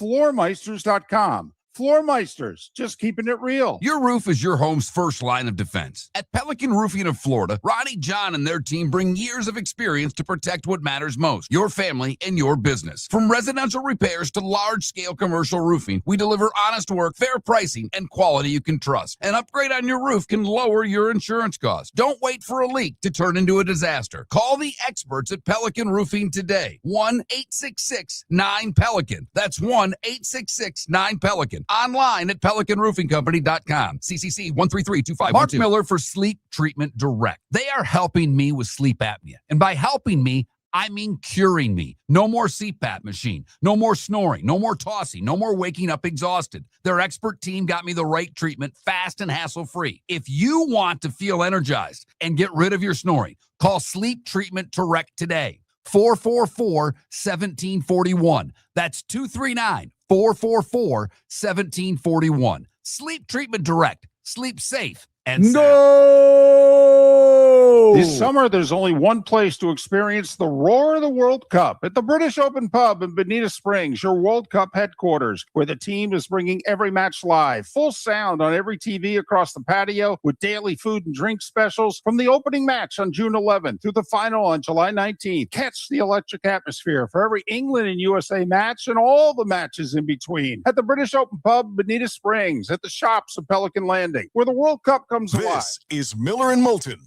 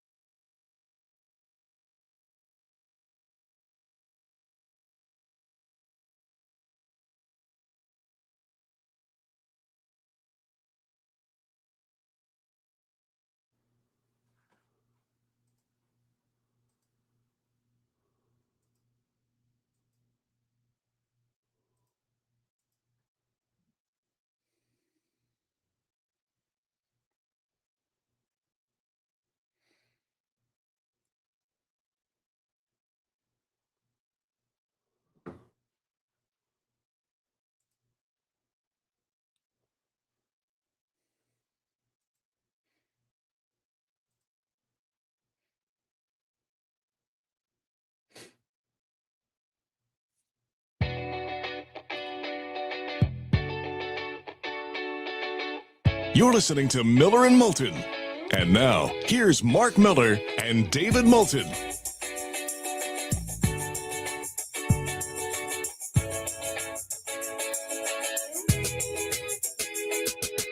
"22 minutes till the top of the hour. Pat Kirwan joins us then here on Miller and Moulton. MillerandMoulton.com. Miller_Moulton on X. Rob Ellis joining us momentarily. Tommy Smyth, an hour from now. We'll get caught up on the World Cup, all of it, not just the dramatic U.S. win. Hell, seemingly every match is dramatic. The most boring match of the tournament yesterday ended up being a historic finish. So we'll talk to Tommy about that 1 hour from now. He's part of 94 WIP in Philly. He's Rob Ellis. Rob, when did Howie Roseman start running the Sixers? That's what we'd like to know. You trade one Brown to New England, you get another one back. Isn't that the way it works? I mean, what the heck happened? To answer your question, Bob Myers, right? As much as I want to give love to Mike Gansey, this does feel very Howie-ish, where you're reading the market. Things fall apart with the Giannis deal. It seems like there isn't, there aren't a lot of teams that are willing to give much. And my spidey sense, my antenna go up and say, why are they giving this guy away for this? But nonetheless, you got to give the Sixers a lot of credit, man. I didn't see this one coming, and this sent shockwaves through the entire NBA, not just Philadelphia. Well, exactly. I mean, when we were trying to assess the Giannis trade, and to David and I, Miami goes from a play-in team to, at their best, maybe a 4 seed. Okay. Well, this is different. At least on the surface, this to me puts Philadelphia and the Sixers in the mix for being one of the best teams in the East. Do you agree? Yeah. I mean, look, it comes down to what the same thing that Sixers fans go through every year is how healthy can Embiid be? How much can he hold up? What's he going to look like at the end if he gets to the end? But if by some miracle that happens, I mean, this starting lineup is stacked. Tyrese Maxey, VJ Edgecombe, Dean Wade, who I think is a quality role player. Now you throw Brown in there with Embiid. I mean, you'd be hard pressed talent-wise. You stack that lineup up. I would put it behind like the Oklahoma Cities and maybe San Antonio and a couple other teams, the Knicks perhaps. But I would say just on paper, that's a top 5, top 7 lineup for sure. Well, the thing that I like about it, for what it's worth, is, listen, Embiid's going to miss half the year. Okay. No, that the lineup is now good enough, okay, that we can win our 50 games a year. We'll figure our game management out. We'll still make sure we've got a decent enough seeding. We can avoid the play-in, make sure we can get maybe home court in the first round in the East, and then, quite frankly, that's really all you want to accomplish in the NBA regular season anyway. And so, to me, it kills two purposes here. They can win their 48 to 52 games to get the seeding that they want, and then look at Embiid and go, come on, buddy, 6 to 8 weeks. 6 to 8 weeks, and we won't even play every game. Come on, buddy. I mean, damn, they can come out of the East. It's a great point. I think the other thing that you look at is just last year. Look at what Brown did when Tatum wasn't there. And it's not to say he didn't have some players around him. He did. But let's face it, he stepped up in a huge way, averaged almost 30 points per game, and really got them to that point once Tatum was able to come back. So he knows what it's like. He knows what it's like to not have the stud, the complimentary guy there for a little while. And he's more than happy to step up, where some other guys may cower and go hide in the corner. That's not in any way, shape, or form Jaylen Brown. All right. There's another rumor about another basketball player who has, a little bit of pedigree. You may have heard of him. It's this LeBron James guy, and Philadelphia has actually been mentioned. Do you think there's any there? Yes, there's there. Again, I'll go back to the Bob Myers well, but B, Mike Gansey, who is now the general manager, cut his teeth for a very long time, for decades, in fact, in Cleveland. So it's not like there isn't a connection there. Now, how strong is that connection? I don't know. If we're led to believe that this is really sort of open game for LeBron. It's not a done deal that he's going to Golden State, and he's willing to take a little bit less money. We'll see about that. But, to me, I'd be intrigued by this. I'd be very intrigued by this if I'm LeBron and I look at all the names that we just laid out right there. So I think he's in play. If I had to put a percentage on it, 70-30, he doesn't end up here. But, if you're the Sixers, you've already pushed all the chips in. Go all out, man. Start getting money off your buddies. Start tapping the ATM. Do everything you can to load that pot up and make it happen. I do not think this is impossible, guys. Wow. Listen, if the Sixers have a 30% chance to get LeBron James, I think that would be tremendous for Philadelphia. I really do. He's Rob Ellis, WIP in Philadelphia. All right. In your backyard, how big is this soccer thing? I'll tell you what, it has been, the city has embraced this in a huge way. I mean, the turnouts at just at the watch parties, forget about whatever they're calling the Link now, Philadelphia Stadium, have been insane. So I think Philadelphia, man, and there's going to be a game on July 4th. I think Philadelphia's gone in a heavy way. I got to tell you, I'm far from a soccer expert, guys. Believe me. I'm screaming last night watching that game like I was watching an Eagles game. And when the goals disallowed, I'm going crazy. The red card, I'm going crazy. But yeah, I think Philadelphia is a mirror to the way the whole country has embraced this thing. I think FIFA's got to be thrilled with what they've gotten here. Yeah, I think it's to the point where obviously it's been a long time since we'd had this before. And when you throw in Canada and Mexico, the wait for the next time the World Cup comes to North America won't be nearly this long, because you're right. Even what I've read, Philadelphia's embraced this incredibly well, and they've got a game coming up this weekend. And you got France playing, who's the favorite to win the damn thing. So the hype will be there. What's going on with the Phillies? I mean, they've been able to. Mattingly comes on, and was it really the manager? I don't know, but for whatever reason, they've turned it around. They're 2.5 back of the Braves right now. Yeah, I mean, for the longest time, even when Mattingly first took over as the interim manager, they couldn't make any ground, even though they were winning every night, because Atlanta didn't lose. And all of a sudden now, and you guys know this very well, Atlanta has really had a tough time. Injuries and just not played well, et cetera. They've been all over the place. But the Phillies have been really consistent. I think it coincides with a couple things. You do give Mattingly credit. He's done things a little bit differently. I think he's a little bit more proactive than Thompson. And I was not a guy who dumped on Rob Thompson. I thought it was eventually this was going to turn around. However, I think it coincides with Zach Wheeler coming back. And while he wasn't great last night, he's been absolutely dominant. You have Christopher Sanchez, who's arguably turned into top 3 pitcher in the game. If you want to exclude, Mizorowski. But he's right there. And then you look at an offense that finally came out of the slumber, man, and has started to get contributions from guys not named Schwarber and Harper and Brandon Marsh. So you're seeing it kind of all over the place here in terms of the lineup. So there have been a lot of little developments that have happened with them. I mean, you take last night, for example. That's a game that they almost coughed up.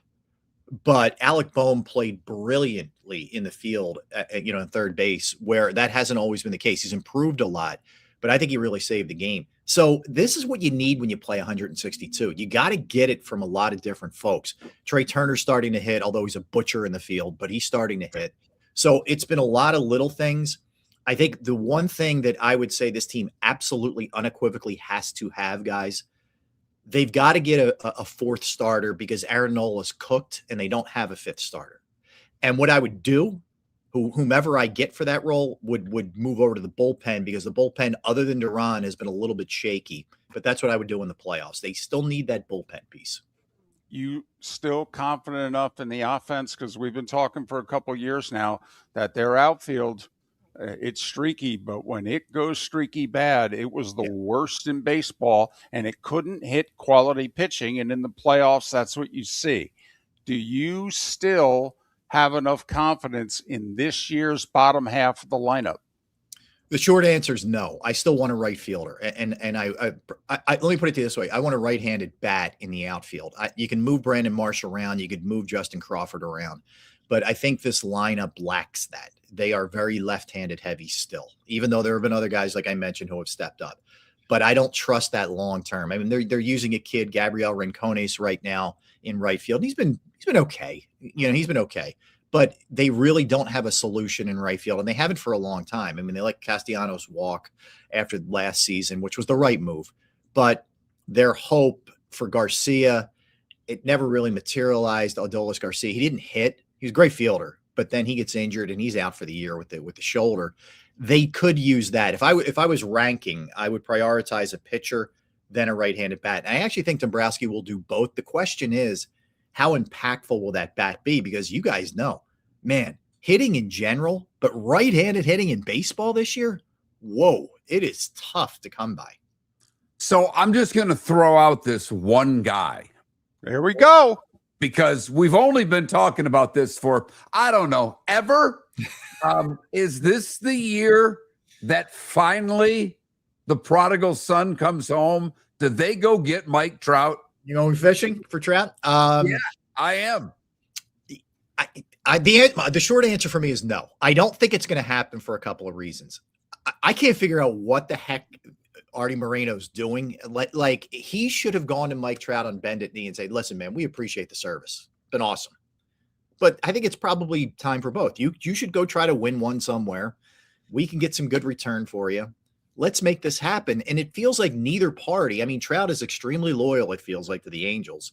And I guess Artie Moreno doesn't want to see Shohei and Trout walk out on his watch, which is a mistake. That's not the way you do things. I don't think it's going to happen. I think he ends up staying in Anaheim. And, the danger if you do trade for him, you guys know, is injuries and whether he can hold up. And he's kind of become offensively a one-trick pony. He's a power guy. He doesn't hit for the average like he used to. No. Now, he's still an incredible OPS, and he's going to get on base. He's going to walk and all that. It would be worth, at least exploring if I'm the Phillies, and I'm sure they have. I wouldn't want to bite off the whole chunk of that contract, but I would look into it. But I ultimately don't think it happens. Well, I think, they just got rid of their longtime GM, and we all wondered when were they going to get rid of him because he was incompetent. That's why I think this is the best chance. Also, Trout just got banged up again. Yeah. They're in last place in a division in which virtually no one's above 500. I mean, Mike Trout is not an idiot. He can do the math. Now, this is the time to approach him. I think if you gave Dombrowski 24 hours, the way like 15, 20 years ago they gave, I forget the Red Sox GM, but they gave him 24 hours with Schilling. Yeah, they gave Theo 24 hours with Schilling. Okay, and he was dead set against the Red Sox. Christmas Eve at his house, 24 hours. Christmas Day, they had a deal. I think you do the same thing with Trout over the All-Star break. Yeah, certainly possible. I mean, you make a good point about the new GM. If he can convince the owner that it's time, then yeah. I mean, I appreciate Trout's loyalty, but man, is this how you want to go out in last place every year? Well, yeah, baseball. I'd say the same thing about Buxton in Minnesota. I mean, there's a few guys here that's like, come on, don't you want to play an important game at some point in your career? Yeah. I'm with you guys. And Buxton seems really dug in, man. Yeah. Like, I'm not going anywhere. He's like Prince and Kirby Puckett. He doesn't go anywhere. He doesn't leave Minnesota. Amazing. Yeah, but when Prince was alive and Kirby was alive, the Twins were good. That's true. But anyway. And Herbeck isn't walking through those doors anytime soon. No, he's not. Oh, don't bring that up with my co-host. Sorry. Big Homer from 87 still pisses me off. I'm a Tigers fan. Still pisses me off. Hey, Rob. You're a Tigers fan. My guy, Kevin McGonigal, went to my high school. So he's a stud. He's a beast. He's a monster. You have an absolute assassin there for the next 15 years. Love it. Yeah. Rob Ellis, WIP in Philly. What's it? Ellis Sports. We follow you on X. Yeah, you can hit me up on Twitter anytime at Ellis Sports. Yeah, absolutely. And we get your daily and nightly bet parks picks. You're about to get one. You're about to get one right after we finish. Okay, there you have it. Ellis Sports, Rob Ellis. Hey, thanks. All the best to you and the family over the holiday. Be well. Yeah, guys, enjoy. Be safe, and hopefully you get a chance to relax a little bit. Thanks for having me. Rob Ellis, kind enough to join us once again here on Miller and Moulton. I laugh because I put all these phone numbers in my phone and the computer knows everything about you. I mean, I could almost ask him about his kids now because I see, they make suggestions for who friends should be. I'm like, oh, look at that. He's got a couple of kids. One just graduated. I mean, it's like I get a kick out of between he and like Andy Baskin, and these things pop up in places I don't expect them to. And I'm like, well, look at that. I know that. I do know that. That's what he looks like. Miller and Moulton, poll questions up. Are you going to continue to watch the World Cup when the U.S. men's team is out? A resounding number of you on both X and the YouTube and Twitch chat room saying, yes, we're watching soccer, but the other football, that's what we'll talk about next with Pat Kirwan, Miller and Moulton. Your roof is your home's first line of defense. At Pelican Roofing of Florida, Ronnie, John, and their team bring years of experience to protect what matters most, your family and your business. From residential repairs to large-scale commercial roofing, we deliver honest work, fair pricing, and quality you can trust. An upgrade on your roof can lower your insurance costs. Don't wait for a leak to turn into a disaster. Call the experts at Pelican Roofing today. 1-866-9-PELICAN. That's 1-866-9-PELICAN. Online at pelicanroofingcompany.com. CCC 1332512. Floor Meisters just doesn't sell Cortec and carpet. They also sell a lot of wood. And what better time than now to stop in and see the nice folks at Floor Meisters for some new hardwood for your home. With white oak wood starting at $4.99 a square foot, that makes it affordable for everyone. With 10 colors to choose from, they have a color for everyone. So stop in, 6281 Naples Boulevard, right next to Costco, or go to the web. It's floormeisters.com.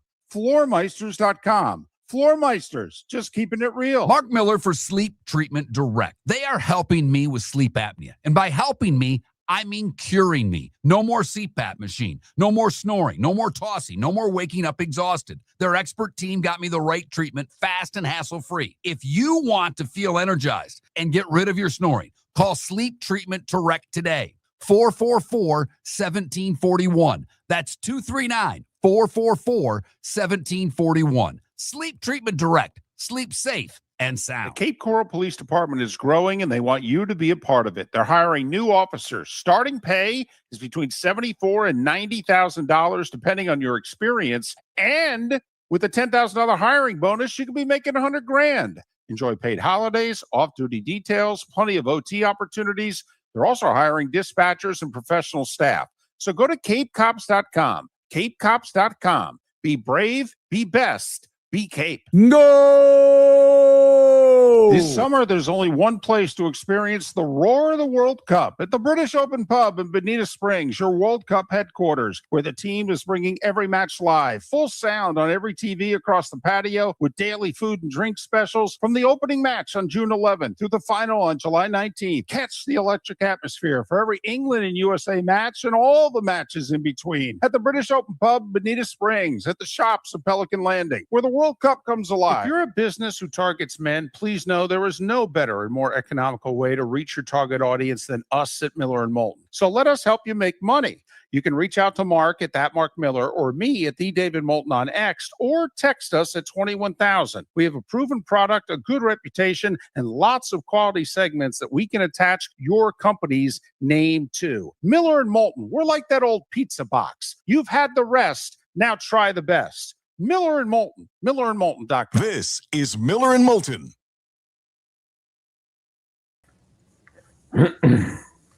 Morning, Pat. Good morning, fellas. How are you? I'm doing great. I wasn't sure you were on today. I said, and I didn't get something, so then that's why I started. Then I said, if it were not on, I'm sorry for waking you. So. Oh, yeah, waking me. That's so funny. Like I've slept past 6 o'clock. I think I made it into the 7 o'clock hour once in the last couple months. It was glorious. I actually don't like when I do it. Like, and I happen maybe once, like if I have a couple of these up at 3:30 things, and then all of a sudden 2 days after that, I find myself sleeping to 7:30. I am really mad at myself. Like, well, how am I going to make up this time? It is. I mean, it's the best time to get things done. Yep. Especially for you when you want to get into contracts and stuff like that. You're wide awake. There's nothing to bother you. There's no distractions. Your phone's not going to ring. Nope. It's the best. And just keep diddling dallying around and working on boring numbers and things like that. So, yep. Yeah, and it's not late at night when you start falling asleep looking at boring numbers. I don't do anything at night ever. Maybe about 15 years ago, I stopped absolutely. Actually, when I used to have to write an article every day for NFL.com or CBS, I used to do those at night. But then I realized I just don't want to write anymore, number one. And number two, I don't like being up late doing it. So when I get off the air, I'm done.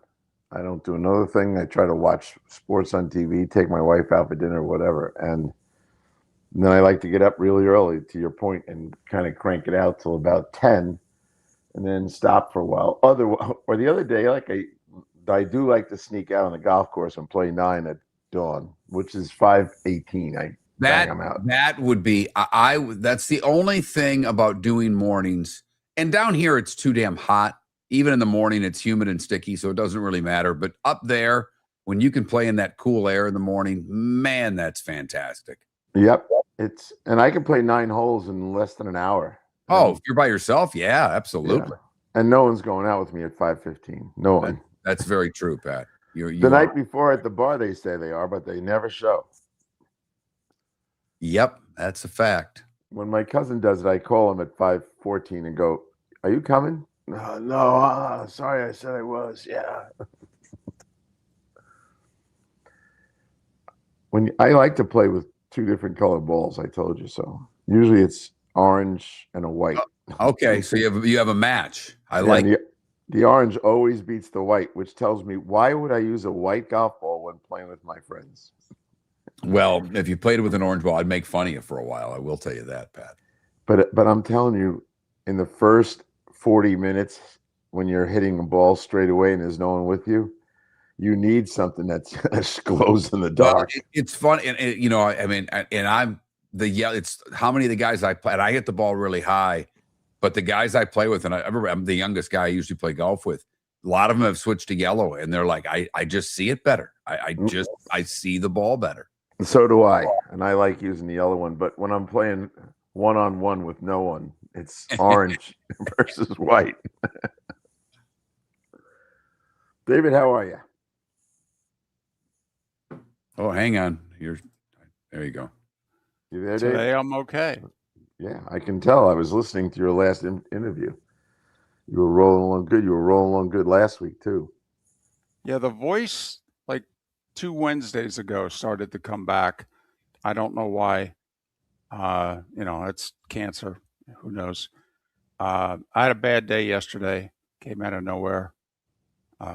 Once again, like Mark can tell you, cancer happens. Yeah.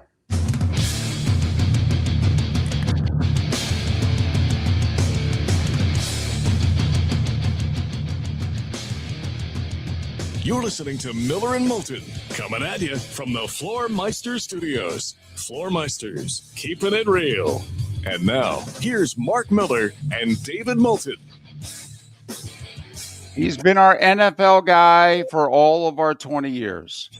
He's Pat Kirwan. NFL Radio's moving the chains weekdays 3 to 6. He'll be headed to New York in about 10 weeks for the NFL season that's nearly upon us. Pat joins us courtesy of Pinchers, Tampa to Key West, all points in between. Pinchers, where you can't fake fresh. How long's the vacation in July when you work for the NFL team? Okay, when do you come back from vacation is what I'm asking. Yeah, in the old days, you used to eat July 5th. It came back the next day after the 4th of July, but that's when we had camp that lasted forever. It got to the point where July 15th was about where it was and where it should be. They 5-6 days of meetings, and I used to bring in the pro scout guys that were part-timers that lived around the country and get them ready to watch practice with some degree of knowledge of who's who and what, and I assigned guys different things to do. So right around then was good, and then the players walked in and we're off to the races. Now this year, on a media point of view, I usually go out July 27th to 28th, but we're not going out till August 2nd. So, and we picked up 3 stops where there's scrimmages. So that's 6 teams. Yeah, it's really what I always hope for, and we don't get a lot of it, but it worked out this year that enough guys are scrimmaging early. Because I don't like I do not stay out when the preseason games start, because they're flying and not practicing the day before, the day after, they're watching tape. You don't get a lot done, and you land up at a couple places where there's nothing going on. So how do you report from? I remember one year, we're in Jacksonville today, and the team is watching a movie. And they didn't let me in, so I have no idea what they're watching. Pat, the Terrion Arnold story. Yeah. It was out it's been out for a while. Now, his arrest is recent, but the story was out. Are we to assume the Lions know a lot more than the rest of us? Because in today's day and age, to cut a player before, charges have really been filed. I mean, the prosecutor or his attorney and his agency said, they're a long way from being able to prove this. So they don't seem to think that he's going to be found guilty. When you're cut, particularly with the little amount of money he's making on a rookie contract, that tells me the Lions know something that we don't. Am I correct assuming that, or is this just a morality decision by Detroit? Well, the owner could have got involved in this one and said, get rid of him. But your first question or first part of it was really about the NFL team security. Most teams have guys that were retired FBI agents and high-ranking police officials come and take on this investigative role for the club, because you got a lot of things you're investigating, and they're trying to manage 53 players with all the other guys that are roaming around on IR and everything else, and practice squatters. So you're really talking about 70 players. And you really have to stay on top of a number of them, unfortunately. So, yep, the security system grew. It went from just calling the league office back in the 90s, early 90s. You just call league office, what do you know about this? Because they have their own investigative force. But all of us got involved and started having people do a lot of work for us. Plus, as I've said on this show before, I used to use private investigators all the time. Pat, so you do find out stuff. Okay, but it's unusual. Wouldn't you acknowledge it's unusual for most NFL teams to release someone when they've just been charged? Okay, especially when a high draft pick, position of need. Okay, and quite frankly, this could take all season to adjudicate out, and any suspension from the league likely wouldn't take place until 2027, or at least much later on in this season. I mean, this is the type of behavior from NFL teams that we don't see. This is them playing judge and jury, Pat. They stall as long as possible. They do.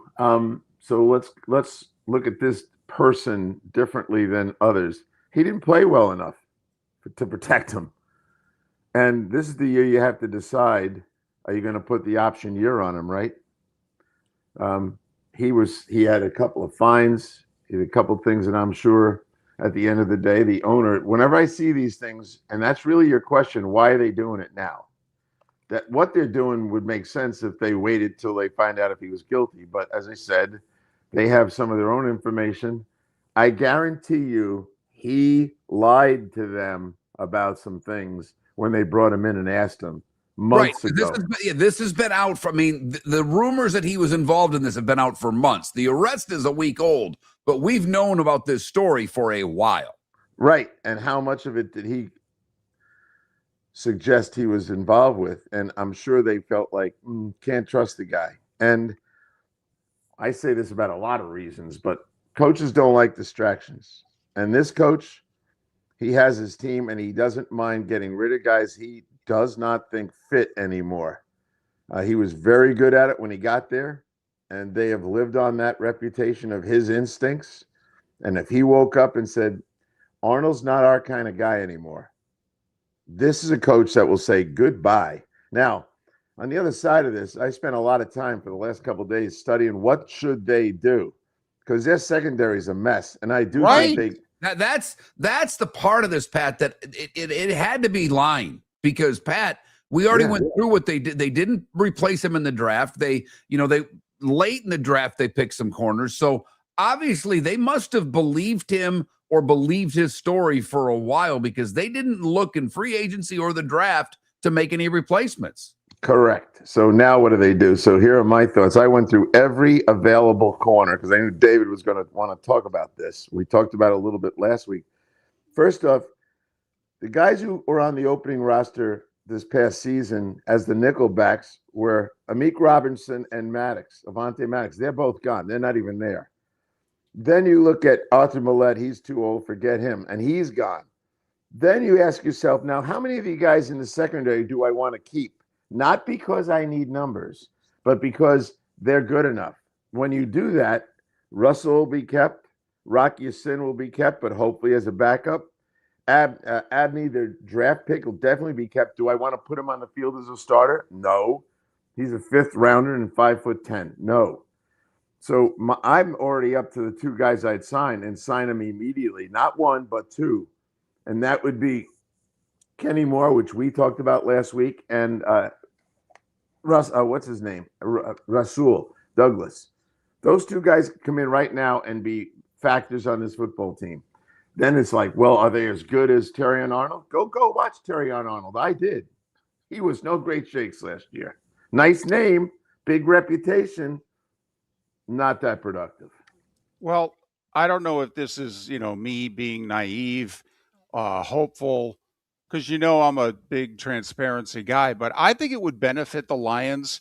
Like, if this was the owner, if this is the first time she put her foot down and said, get them out of here. I don't want people like that on my team. If this was Brad Holmes' doing, if this was Dan's doing, I actually think they should fully own it.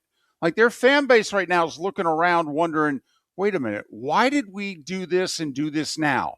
I think they need, or I don't know if they need, because they can do whatever they want, but I think they should give us 5 to 10 more minutes, and whoever made that decision fully own it, because it also lets the rest of the league, players and agents, know, well, this is how they do things in Detroit. I think they will do that, David, at the right time. He is not proven guilty yet, right? You brought that up a few minutes ago. And they're going to wait. They're going to have their time to say it.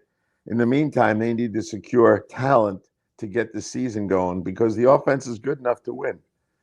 And so they're going to have to go out. Those are the 2 guys I would take. I'd skip Diggs. I would skip Lattimore. I would skip Tre'Davious White. Forget Okuda. And you can go all the way down through all the other names I went through. Boyd, McLeod, forget it. There's 2 guys that can help them. And look, Rasul Douglas started 13 games. First things first, let's get the roster fortified to start the season. They will have a moment to discuss why they did this, and I think it'll happen at the proper time. And they're probably spending a lot of time talking to the league and league security and suspensions and all that stuff that might have happened. But I know coaches, and I know that coach, and I think the coach, the GM, and the owner are in harmony. So those 3 of them sat down and said, let's move on.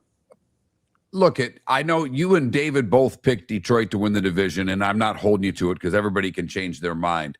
It sounds like this doesn't affect anything you would think about the Lions, Pat, because you don't think much of the player. I don't want to find them guilty when I'm not involved with that. But I can understand how a club, your first question, Mark, was, do they know more than us? Yes. No, but I'm just saying, you like, this doesn't, whether he's on the team or not on the team, skip the legal process. I'm just saying, Pat Kirwan, when you're looking at the NFC North, this player doesn't really affect your opinion of what the Lions are going to be this year. If they don't sign the 2 guys I said, or the 2 guys they like, I will change my opinion. If they sign the 2 guys I like, I will stick with the Lions. Well, Rasul Douglas has started about 50 games in the league since he was unceremoniously cut mid-season about 3-4 years ago. I mean, he's actually been a terrific player these last few years. Because, Pat, won't teams, and I know we got to move on to other things and we're up against a break, but Won't teams simply right now, with the way the Lions secondary is, they got one corner worth a damn. Won't they just simply walk up and see who's lining up against their number two and who's lining up against their slot and just throw the ball there? Well, there's a theoretical position that might happen, but I was discussing today on our show, name the teams that have to score 30 points a game to win, and they're on the list. And they're capable of scoring 30. Dallas has to score 30. Cincinnati has to score 30. Washington has to score 30. And there's no reason to bring the Jets into this, but they certainly would too. But their teams, I spent a lot of time on Dallas with this subject yesterday. They can't win if they don't score 30 points. And they can't score 30 every week. That's their problem. That's how they end up 7-9-1. I'm not so sure they're going to be much better this year. He's Pat Kirwan, brought to you by Pinchers. We're Miller and Moulton. Your roof is your home's first line of defense. At Pelican Roofing of Florida, Ronnie John and their team bring years of experience to protect what matters most, your family and your business. From residential repairs to large-scale commercial roofing, we deliver honest work, fair pricing, and quality you can trust. An upgrade on your roof can lower your insurance costs. Don't wait for a leak to turn into a disaster. Call the experts at Pelican Roofing today. 1-866-9-PELICAN. That's 1-866-9-PELICAN. Online at pelicanroofingcompany.com. CCC 1332512. Floormeisters just doesn't sell Core-Tech and carpet. They also sell a lot of wood. And what better time than now to stop in and see the nice folks at Floormeisters for some new hardwood for your home. With white oak wood starting at $4.99 a square foot, that makes it affordable for everyone. With 10 colors to choose from, they have a color for everyone. So stop in, 6281 Naples Boulevard, right next to Costco, or go to the web. It's floormeisters.com. Floormeisters.com. Floormeisters, just keeping it real. Mark Miller for Sleep Treatment Direct. They are helping me with sleep apnea. And by helping me, I mean curing me. No more CPAP machine. No more snoring. No more tossing. No more waking up exhausted. Their expert team got me the right treatment, fast and hassle-free. If you want to feel energized and get rid of your snoring, call Sleep Treatment Direct today. 444-1741. That's 239-444-1741. Sleep Treatment Direct. Sleep safe and sound. The Cape Coral Police Department is growing, and they want you to be a part of it. They're hiring new officers. Starting pay is between $74,000 and $90,000, depending on your experience. And with a $10,000 hiring bonus, you could be making $100,000. Enjoy paid holidays, off-duty details, plenty of OT opportunities. They're also hiring dispatchers and professional staff. So go to capecops.com. capecops.com. Be brave, be best. Be Cape. This is Miller and Moulton.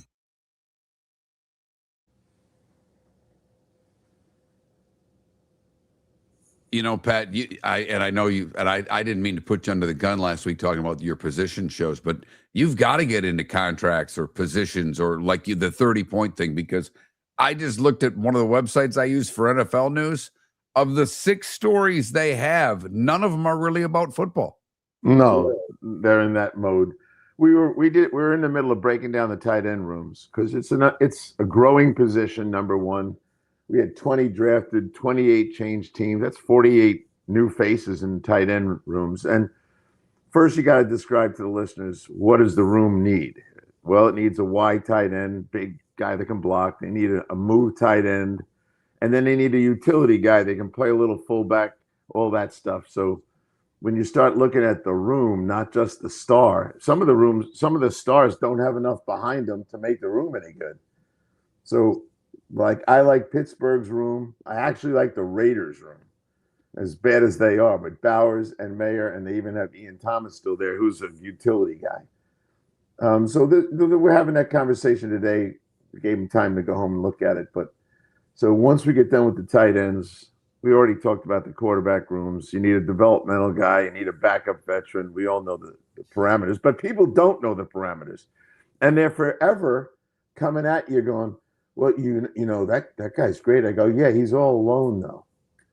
I do think that the Jets tight end room, not this year, but soon, is going to be pretty good. Mason Taylor, then they put Sadiq on. They still have Ruckert in there, the Long Island kid, who's kind of utility wide tight end. and even have Jelani Woods if they kept 4. So that's what we're doing. We're into the tight ends. That's interesting to me because you're right. The position has changed so much. And who's your one? What type of guy is he? Is he an inside guy? Is he more of a branch out guy? And if he's a guy that goes out and moves towards the slot, then who do you have on 3rd and 2 that can come in and block? So it makes sense. And even yesterday, like you said, it's replaced the fullback in a lot of cases. Right. And so a lot of teams that don't have who's going to go in and block, they just put a tackle in now. I think like the Bengals use a tackle a lot, but you got to have flexibility. You got to have most of the skills covered, and the callers start calling like crazy when you do this, because it kind of opens their minds up to what now they look at their own team differently. They you know what? We don't have those 3 things. So that's the point of it all. So it's kind of fun. I know Jake likes the Rams room. Not me so much. I do like San Francisco. We all love Kittle, but that kid Tongas came through for them last year, and they still have Luke Farrell, and Juszczyk has got that flexibility to do the same thing. So when you look at them by personnel groups, they are far and above a team that's going to be in 12 and 13 personnel. But a lot of coaches told me they're moving towards that. So it's a 2-dayer for us to spend yesterday and today on it. Kind of fun doing.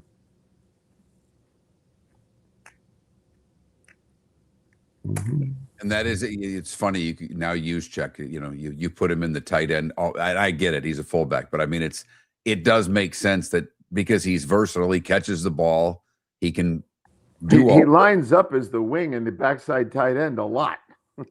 Right.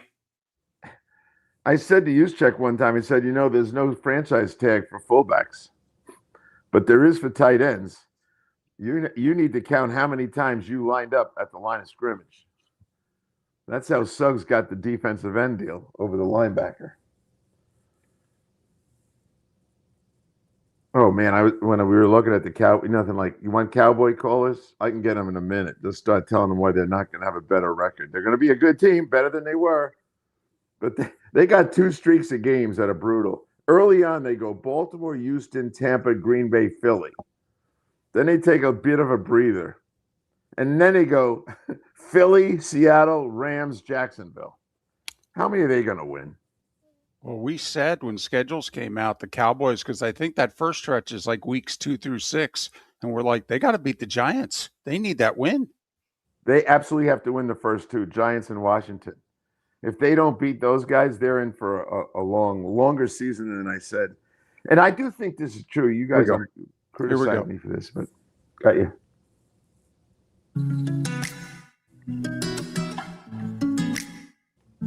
Welcome back to Miller and Moulton. Text the guys what's in your mind at 21,000. That's 21000. And now, here's David Moulton. 21 minutes past the hour. Tommy Smyth will join us in a little more than 15 minutes' time. We'll talk World Cup and all that comes with it, with a straight shooter. Tommy Smyth, you'll love him. If you haven't heard him before, that's in a little more than 15 minutes' time. That's after we finish up with Pat Kirwan. He of NFL Radio's Moving the Chains, which is weekdays 3 to 6. And Pat joins us courtesy of Pinchers.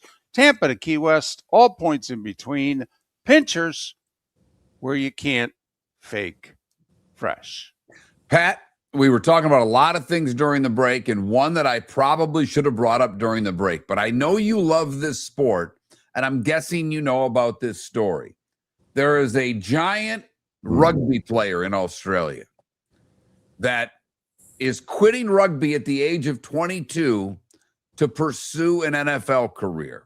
He's 6'9", 270, and is projected to bulk up and play tackle. How many teams will be interested in this man because of his? I would just think you love rugby, you played it. His athleticism should be off the chain. Yeah, so they'll probably put him at IMG, where the training will start for at least a year, and there'll be teams that are going to go watch him work out and develop, and they'll probably send one guy down to see him once a month. I always struggle when they talk, and just because Mulata became a tackle, I didn't even think he should have played tackle. I thought he should have been a defensive end. This guy probably runs 4.5. When they get there, they'll find out. But is he the next? I'd be asking the question: is he the next Calais Campbell? That's what I'd be doing, because instinctively, when you're a rugby player, you are a running, tackling machine, and that's what I think he'd be great at. But they're going to try the offensive tackle part of it. We all know why they leave, and there's an NFL office in Australia now, right? So they're hanging around. They're looking at these rugby guys and figuring out who we want to bring over here, not just the player. And they kind of make the story sound like he wanted to. I wonder how the NFL didn't start recruiting him or calling the agent saying, your guy needs to come with us. So be fun to see. Do you think they'll ever put an NFL Europe type league together again? Not where they lose the money that they lost, but where they just say to the folks in Australia and New Zealand, hey, sign up. We're going to help raise you and make you football players. And just, it gets the NFL word out for branding, which we obviously know they're interested in. That's why they're playing all these games. Okay, but just, do you think the NFL will ever have satellite countries, if you will, minor league stops to create football players? It's funny that it's tied to the question I was asked the other day. Will there ever be a World Cup of American football, since the league's trying to grow it out all over the world? I said, no. There's no Pop Warner. There's no high school. There's no junior high school. There's no college football. So you can never develop enough players. But I do think this. They're doing it in Germany. They're doing it over in Africa. And I think you'll see more and more Australians. They're just plucking guys and bringing them to places like IMG and developing them here for the NFL. What we're doing, what the NFL's doing, they're just developing fans. But to the point about talent, guys like OCU Manura, he's a great guy to have on your show. Those kind of guys are doing it because they are, in their minds, committed. I think it's easy to go to Australia and pick rugby players. It's pretty easy to get a profile like this kid, 6'9". Wouldn't you like him blocking passes? I know guys that don't think 6'9" is too tall to be a tackle on offense. They'll get right under your pads. Calais Campbell's my MO for this guy. One of the other things that I'm paying a little attention to, and we do it a lot because we probably pay more attention to the AFC South than most shows we're on in Jacksonville. CJ Stroud's a player that, unless you're in Houston, you're not paying any attention to. But that's a guy to me that has an enormous amount of pressure on him this year. This is an elite defense. We all know how short the window is in the NFL, Pat. Can he be close to the guy that he was his rookie year, and why hasn't he been?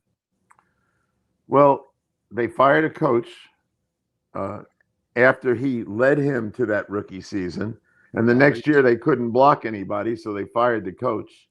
The new coach found out he doesn't block either, and they still had blocking problems. They're convinced, I talked to a number of people there, they're convinced they've got that solved and that he'll be better off as soon as they have that solved. So they didn't really put it on him. They put it on the line, which I happen to agree with. I would not have fired the coach, but they did. And someone has to be the fall guy when guys that are good stumble the next year. So I get that part. But when you have a defense like they have, remember, they screwed it. They didn't screw it up. That's unfair of me. But Joe Mixon never delivered for them, and he couldn't do it. And that is a huge part of support. If your line's bad and you can't threaten the running game, you're putting the quarterback on too much of an island. So I'm going to defend Stroud, and I think he'll rebound and be their quarterback. And I think they see him as the franchise guy. And I don't think they're going to change their opinion on him. Do you think that they should have invested more in a backup quarterback because they're relying on Davis Mills? They like him. They drafted him. He has at times looked pretty good.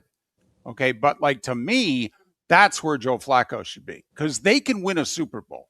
They can. I know most people outside of Houston think that's preposterous. They haven't seen that defense. They can win a Super Bowl. This could be the 2000 Ravens, the 2002 Bucks.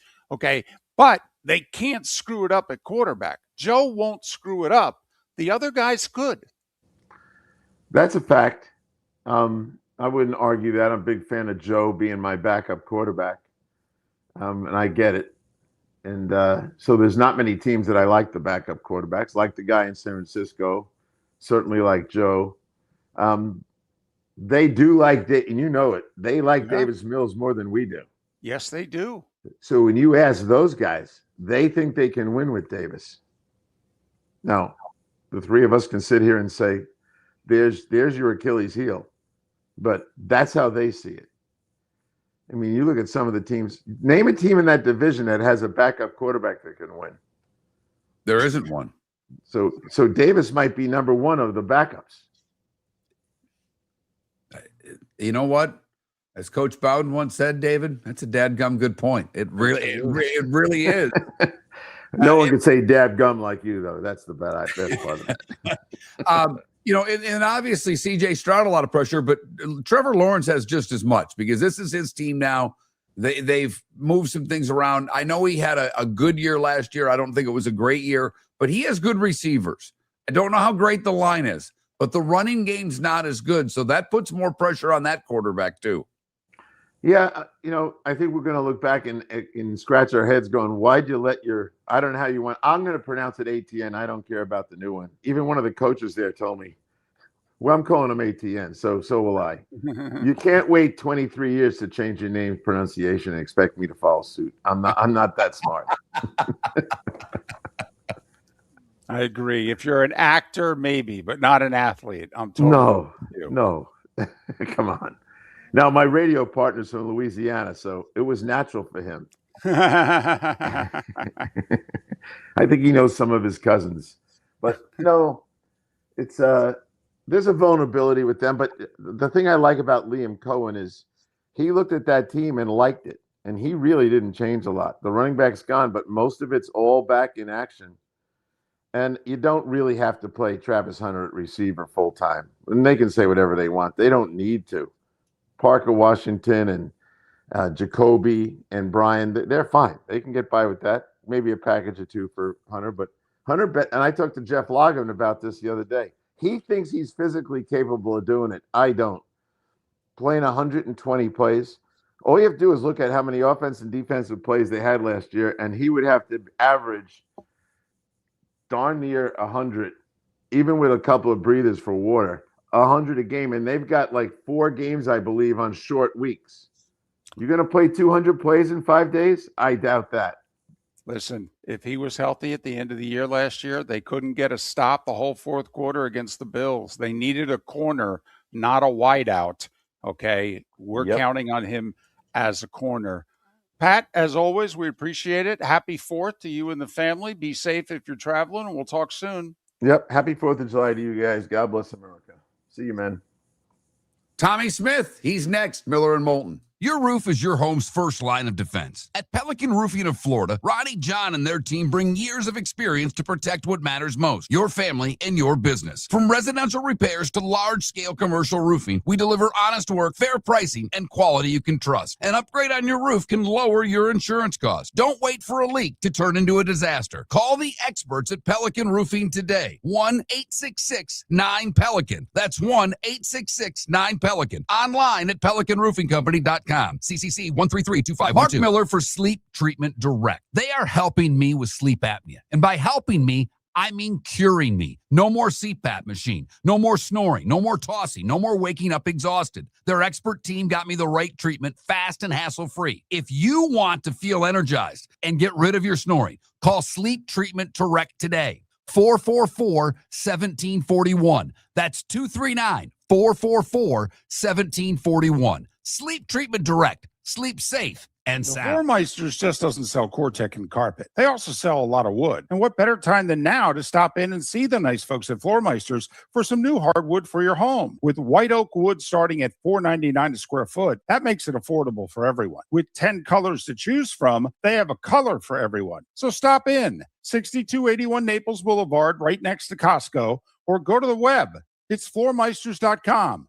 Floormeisters.com. Floormeisters, just keeping it real. The Cape Coral Police Department is growing, and they want you to be a part of it. They're hiring new officers. Starting pay is between $74,000 and $90,000, depending on your experience. And With a $10,000 hiring bonus, you could be making $100,000.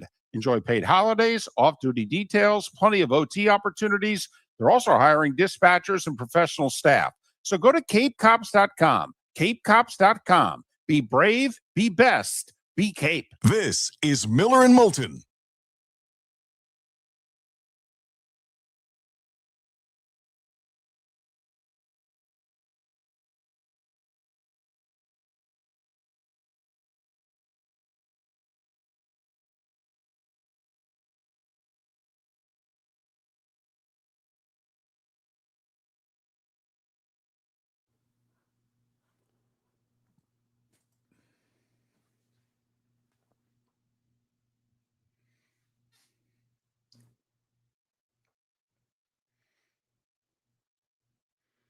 Panda, I mean, I think Pat said that about the Cowboys. He said they can score 30. They've got to score 30 a game to win, though. That's all he's saying. He's not saying anything bad about Dak. He just doesn't think the defense is worth a damn. And until proven otherwise, it's not. And no, for one, I don't think the Eagles are on a slide, for what it's worth.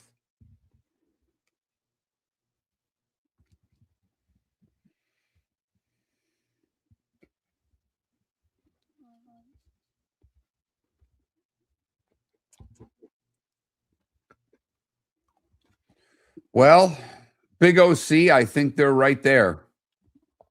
I mean, if not them, who? Jets? I mean, don't you think they're battling for the first overall pick? I think Arizona could be there when it's all said and done.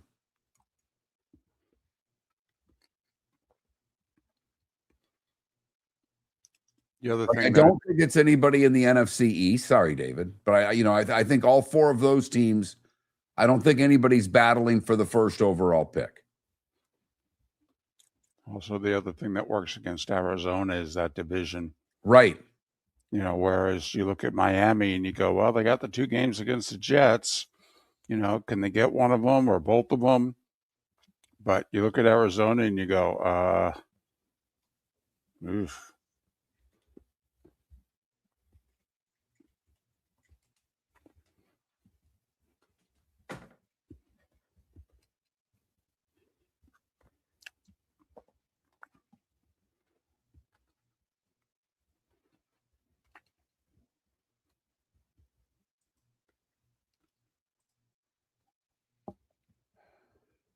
Maybe Mr. Spivey. I'm not going to argue with that as a pick. But I also, that division's good, but it's not as good as it has been. All right. After opening at Vegas, you just tell me the next time, and I don't even know if the Dolphins will be favored in Vegas. You tell me the next time the Miami Dolphins are favored. Oh, I got to call our guest. I can't play this game. Son of a bitch.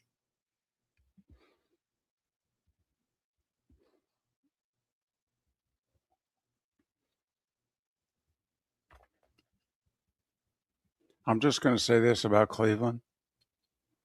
They're really going to miss Jeff Schwartz. Yes, they are. You combine Jeff Schwartz and Myles Garrett no longer being there. They're going to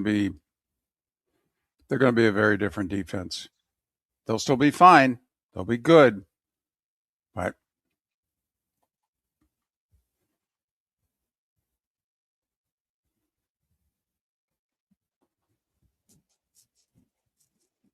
Logic Man, you should be. My goodness.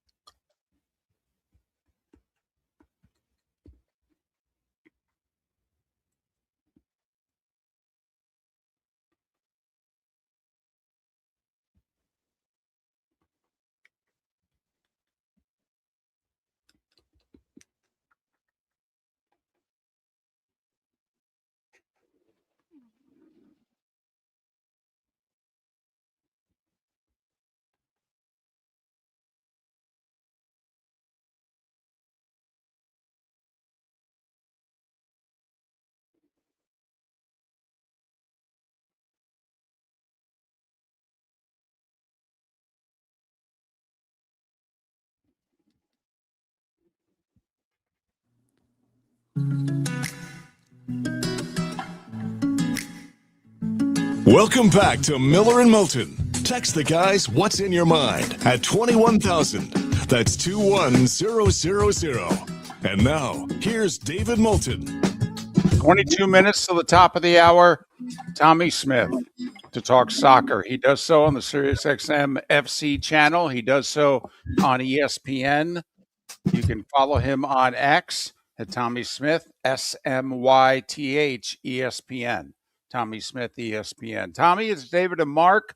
Good morning. Thanks for doing this. How are you? I'm fine, David and Mark. It's a beautiful morning. It's a wee bit hot in New York, but it's a good day.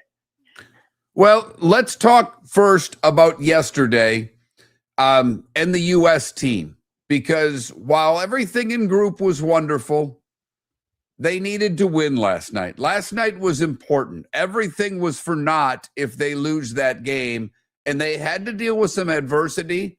They had a player thrown out for a red card, albeit controversial in my opinion. I'm curious yours. But the second goal they scored off a set piece, if England, France, Spain, name the nation scores that goal, that's a great goal. The U.S. scores it. It's maybe the biggest goal, best goal that they've scored in their history in the World Cup. Yeah, probably. It's a brilliant goal. I mean, lots of people thought that he would hit it with force. Instead, he just floated it in. You got to place some blame on the keeper. I mean, if the ball is not hit that hard, the keeper should be able to get to it. But it was a brilliant goal. I mean, and such an important goal. You know, is it the most important goal in U.S. history? I don't know. Maybe Balogun's goal was a little bit more important because they didn't need that second one to win. I mean, they already had the game won on Balogun's goal. Tommy, is there any chance at the world at all that, because like in other sports, there's an appeal process. I understand there is some kind of appeal process, but appeals are never overturned. Is there any mechanism for any team to complain, protest about any call in a game so that a player's suspension for the next game can get overturned? Not depending on what the referee writes in, and what the referee writes in dictates whether there can be an appeal or not. But there can't be any appeal to Balogun's red card. It was harsh. I mean, on the video, looking at it in real time, it was very harsh. But when you put it into slow motion, and you know, if he had broken the guy's ankle or something, there'd be some outcry this morning. It didn't happen that way, and I think the yellow card should have been issued. Nothing else. I mean, and everybody's talking about it. I talked about it last week, and people pushed back at me and said, "Oh, you're anti-Messi." But now everybody's on the same bandwagon this morning because Messi had not the same kind of, you know, people are saying, "Oh, it's exactly the same." It's not exactly the same. Messi ran his boot down the back of somebody's leg, and the referee didn't even give a free kick. So people are saying, "Hey, Messi should have got a red card too." But, you know, you can't compare apples and oranges. Just don't compare. All right. As we get into the knockout round, yesterday was a terrific day. England getting beat by Congo mid-second half. You know, we're near the 70th minute before they tied the game. Your thoughts on England's performance thus far and how much the 2 goals by Harry Kane can turn England around as they prepare for Mexico on Sunday? Well, you're talking about big goals. I mean, the Harry Kane's second goal is an absolute belter of a goal. I mean, he didn't even look at the goal. He didn't even look where the goal was, but he could see 3 defenders coming down, and he continued on his journey, but he hit the ball back across where the defenders were coming, and the goalkeeper had no chance. That was the ceiling blow for England. And England can grow into the tournament now. They got a pretty tough game now because they got to go to Mexico. And when you play in the Azteca Stadium, especially for guys that are not used to the heat, and, you know, there's a lot of things going against them, it'll be a tremendous game on Sunday when Mexico take on England. England, if they get out of this one, they will have done very well. But there's no question about who England's best player is and who one of the best strikers in the world is. It's Harry Kane. And also what he does, he'll come back and he'll help out the defense. Yesterday, he saved what I thought was a ball heading to the back of the net as well, and he did the same in a game last week. So, I mean, not too often you find a striker that scores goals like he does, and yet no, will help out the defenders. Can they win if he isn't on the score sheet? I mean, like, do they have enough balance offensively that they can beat a quality opponent if he doesn't score? No, I've asked the same question for the last 3 years on Grumpy Pundits. You know, what are England without Harry Kane? They're a very average team. They have good players, yeah. I mean, Bellingham's a good player. Anderson's a good player. They have good players, but without Harry Kane to lead them, they don't have a team that can win this World Cup. No, not in my opinion, anyhow. How about then I'm Irish. How about the U.S. now against Belgium going forward without one of their strikers? It puts more pressure on Pulisic, but you know they've gotten. I think he has 3 goals now. He's not playing the next game. So when you look at the U.S. against Belgium, what has to happen for the United States to move on? Well, the U.S. have to keep playing like they're playing. I mean, they've played very well. If they could repeat what they played in the first half against Paraguay, then, you know, they wouldn't have too many problems. Belgium came in the back door because Belgium yesterday at 86 minutes, Belgium were 2-0 down, and Lukaku turned things around for them, who everybody considers as an aging striker. But you give the aging striker the ball in the right place and he puts it in the back of the net, it changes games. And then they got a penalty kick, maybe a dubious kind of a penalty kick, and they come out winners. So they backed in as well into this competition now. They should be gone out. I mean, when you see the big dogs gone, Germany and the Netherlands, Belgium should have been with them, but they got away with it. They'll be a very tough side to beat. I mean, the US, I forget what year it was, but the US met them before in this kind of a round, and Belgium beat them. The red flag for the US is they don't have a good record going in against European teams. Going into last night, in 10 games, they hadn't had a victory. So my mother used to always say streaks don't last forever.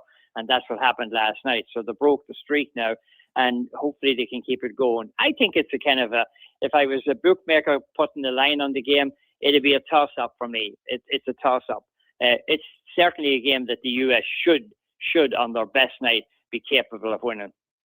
Tommy, you've had to answer this question for 40 years, but how much better is this USA soccer team versus all the ones that have been hyped in the past? I mean, it seems to the two guys you're talking to, novices, that our talent level is at least a whole level better than what we were 2 World Cups ago. I'm just curious, when you see the U.S. play now, are they significantly better than we were 15 years ago? I'm not sure they're significantly better talent-wise, but they're significantly better mentality-wise. I mean, they have a different attitude going forward. They're a different-looking team, and they play much quicker. I mean, the US have had some great players. Tab Ramos, Brian McBride. I mean, those lads, they'd fit in right in with this team, no question about it. And, you know, you look back over the years, I mean, the US has always been very well represented at World Cups when you consider the state of soccer in the US and you compare it to the state of soccer in like England or Holland or Germany or wherever. So I've always felt that the US have given a good account of themselves. These lads, yeah, they're talented and they play at higher levels in the sense that they're playing at higher levels all the time. You have a couple of players playing in Italy, have Pulisic and he plays it with AC Milan. Very, very, very staunch team over the years. I mean, you look through them and you say to yourself, okay, yeah, man for man, they probably match up a little bit better than the US teams that did in the past. But I would never run down the US teams in the past because they did carry the flag for America when there was a lot of people thought they shouldn't be carrying it and didn't. A lot of people around the world said, they're no good, they won't carry it, but they did. All right, you mentioned, Germany out, the Netherlands out. France looks like they've got a pretty favorable run to get to deep into this tournament. When you look at anybody else not named France, Spain obviously is the next closest favorite. They play today. Who do you look at to be the teams to beat right now going forward? Well, Spain, they got a young player, Lamine Yamal. It kind of rolls off your tongue, doesn't it? But don't try to spell it. He's a brilliant young player. He can open up a game for anybody. I'll tell you a team that's playing very well and it kind of under the radar is Argentina. Argentina have a very, very good defensive unit. And then you got the little man up front, and when they need a goal, somebody dials him up and says, "Hey, Messi, we need a goal," and he'll score the goal for you. They're a team you have to watch. So it's Spain, France, Argentina. And if England continue to kind of run the run, if Harry Kane continues scoring goals, keep in mind that in the Bundesliga this year, he scored, I think it was 61 goals. This man is a goal machine. He had never won trophies in England, decided he wanted to go to Germany to play in Germany, and he has won a couple of trophies there. So there's 4 teams, I mean, that you have to look at. How Portugal will fare out today, I'm not sure. Switzerland are another team that could cause a surprise or two.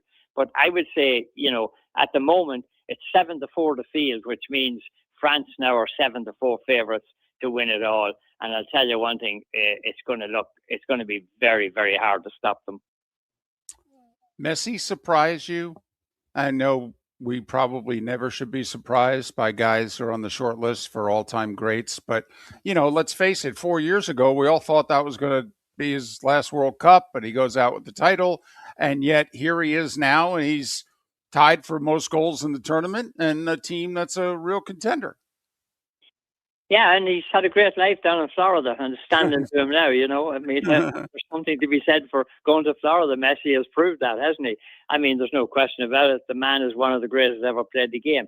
And people say, well, is it him or is it Ronaldo? I always say, just consider yourself lucky that you lived in an era where you could see Messi and Ronaldo playing at the same time. Messi is he's playing like he's 12 years old. I mean, he's just running around. And the one good thing that he has going for him, which maybe Ronaldo doesn't have going for him at the moment, is that the Argentine team wants to play for Messi. They want to get Messi involved in the game. There's times I question, does Portugal want to get Ronaldo involved in the game? They're certainly not playing the ball to him. He doesn't get nearly as much of the ball as Messi gets from his Argentine friends. But this is a team, they're not world champions for nothing. Messi won it for them the last time, and they beat France in the final. Can they come along, and if France gets to the final, can they beat France in the final? I mean, there's an interesting game might be coming up on the schedule, and that is Argentina and Brazil may be playing in the semi-final of the World Cup. Now, that would be a game for the ages. Brazil may not be the team that they used to be, but then again, which of us are? But Carlo Ancelotti has done a great job with them, and they've gotten so far with a team that's just basically starting to fit into this tournament. So just keep an eye on them. And Norway with Haaland, who can score goals for fun, that's another team that might have a shot at making something happen. Yeah, they play Brazil on Sunday. And you mentioned Ronaldo in Portugal. Should they get through today, they're going to need him if they're going to beat Spain in the next round, because that's another matchup that would be very fun to watch early next week, Tommy.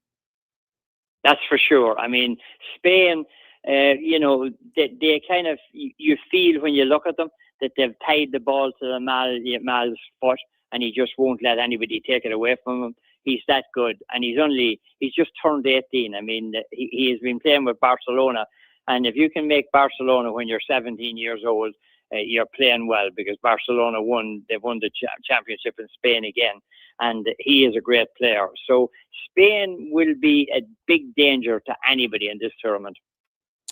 Tommy, we got a minute and a half or so left. I'm not going to try to, show off here with any sort of soccer knowledge, but based on what I've heard for a couple of weeks, the brilliant move the U.S. coach did was to move Balogun on the opposite side of Pulisic. And then that's now we're doubly dangerous. Well, obviously he's not going to be there on Monday. So do we change anything up, or do we just put in next guy up and say, okay, good luck?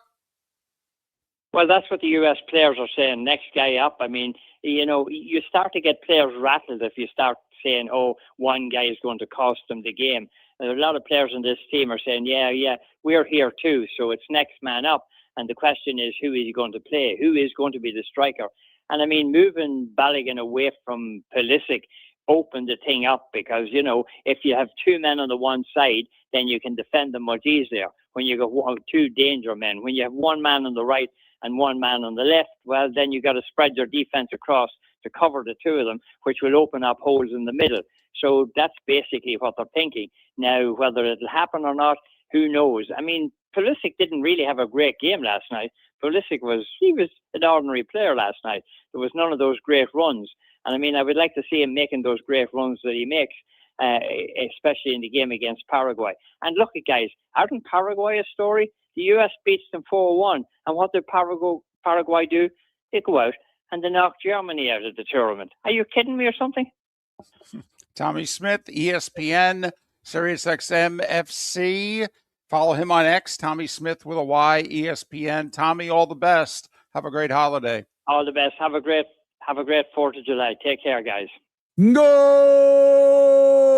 This summer, there's only one place to experience the roar of the World Cup at the British Open Pub in Bonita Springs, your World Cup headquarters, where the team is bringing every match live, full sound on every TV across the patio, with daily food and drink specials from the opening match on June 11th through the final on July 19th. Catch the electric atmosphere for every England and USA match and all the matches in between at the British Open Pub, Bonita Springs, at the shops of Pelican Landing, where the World Cup comes alive. Mark Miller for Sleep Treatment Direct. They are helping me with sleep apnea. And by helping me, I mean curing me. No more CPAP machine. No more snoring. No more tossing. No more waking up exhausted. Their expert team got me the right treatment, fast and hassle-free. If you want to feel energized and get rid of your snoring, call Sleep Treatment Direct today.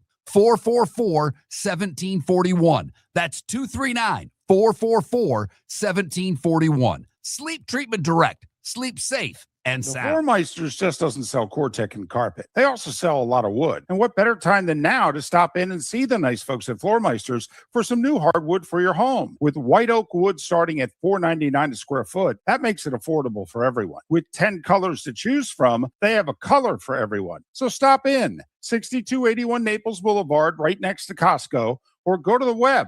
It's floormeisters.com. Floormeisters.com. Floormeisters, just keeping it real. Your roof is your home's first line of defense. At Pelican Roofing of Florida, Ronnie John and their team bring years of experience to protect what matters most, your family and your business. From residential repairs to large-scale commercial roofing, we deliver honest work, fair pricing, and quality you can trust. An upgrade on your roof can lower your insurance costs. Don't wait for a leak to turn into a disaster. Call the experts at Pelican Roofing today. 1-866-9-PELICAN. That's 1-866-9-PELICAN. Online at pelicanroofingcompany.com. CCC 1332512. Cape Coral Police Department is growing and they want you to be a part of it. They're hiring new officers. Starting pay is between $74,000 and $90,000 depending on your experience. And with a $10,000 hiring bonus, you could be making $100,000. Enjoy paid holidays, off-duty details, plenty of OT opportunities. They're also hiring dispatchers and professional staff. So go to capecops.com. capecops.com. Be brave, be best, be Cape. If you're a business who targets men, please know there is no better and more economical way to reach your target audience than us at Miller & Moulton. So let us help you make money. You can reach out to Mark at that Mark Miller or me at the David Moulton on X, or text us at 21,000. We have a proven product, a good reputation, and lots of quality segments that we can attach your company's name to. Miller & Moulton, we're like that old pizza box. You've had the rest. Now try the best. Miller & Moulton, millerandmoulton.com. This is Miller and Moulton.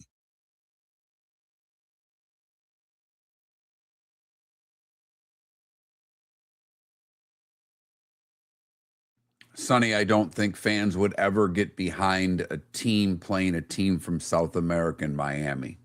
If the game were in Philadelphia, if the game were in Boston, if the game were Seattle, maybe. But not Miami, not Houston, not Dallas. No way. Particularly not Miami.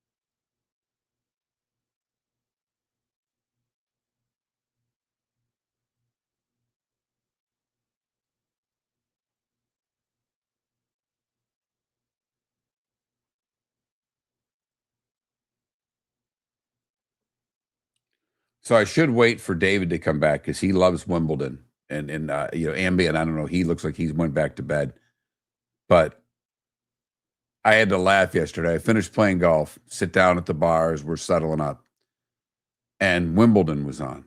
And the guy next to me, I didn't say anything. The guy next to me goes, "People still watch tennis?" Thought that was terrific. Second best looking girl in her family, baby Jules. Second best looking. Give me Pippa. If the Pippa was on, I might even turn Wimbledon on.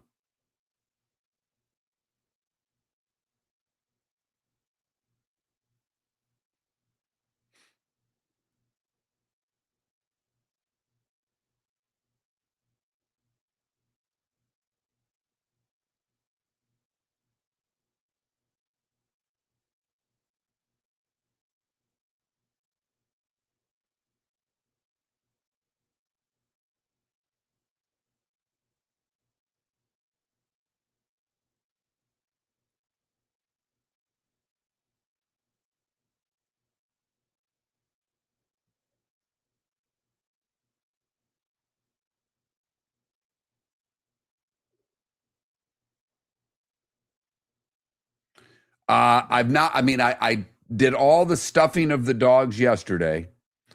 Today is right after the show, I will smoke them. By all accounts, I'm going to be smoking them for 2 to 3 hours at a very low heat. Then I have to poach them in like 160-degree water for 15 minutes, and then they go to the ice bath. Right now, my refrigerator is full of hanging meat. It's wonderful.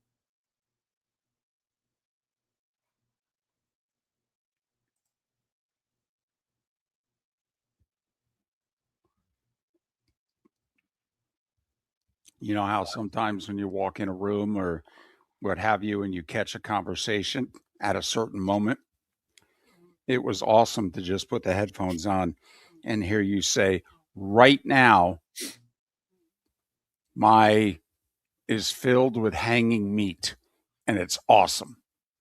And I'm like, all right. Be making homemade tortilla chips later today as well.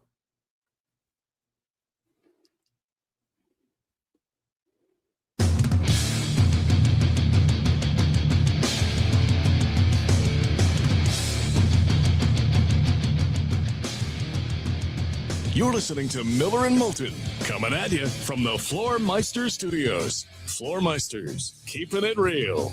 And now, here's Mark Miller and David Moulton. And just like that, it's the Pro Hour, the bonus hour of Miller and Moulton on this first Thursday of July. Thanks for being with us. We brought pretty close to our A game, we think. A lot of enthusiasm with the show. So many great things to talk about. Just had a pretty good hour and a half of guests. Rob Ellis, Pat Kirwan, Tommy Smyth, talking the big NBA trade, the NFL, the World Cup.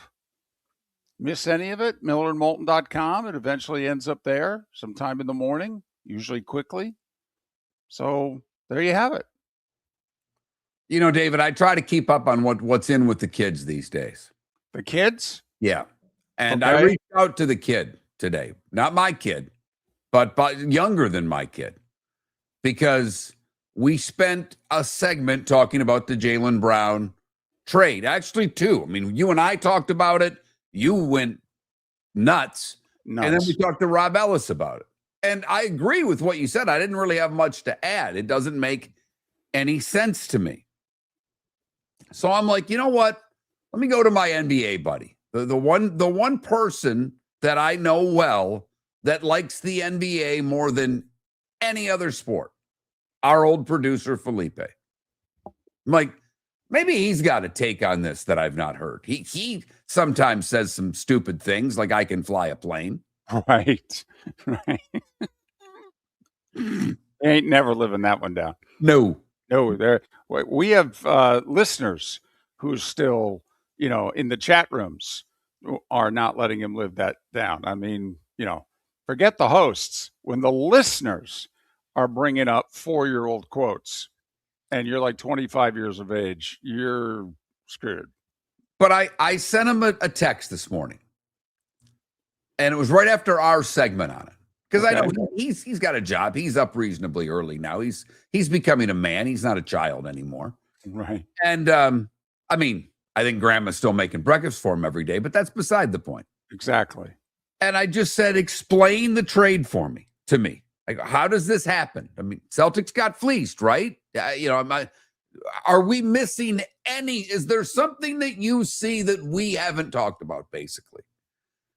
And he just texted back, Mark. And there was 3 minutes where I didn't get another text. Like he was you could tell because the next text was, I can't wrap my brain around this one. I mean, he took 3 minutes to just try to give me something. Right. And the only thing he said is at least one of the first round picks that the Celtics got is a Clippers pick. And they suck. And he's like, look I got nothing. It's a horrible trade. I don't get it. But at least one of the first round picks is a team that's usually bad.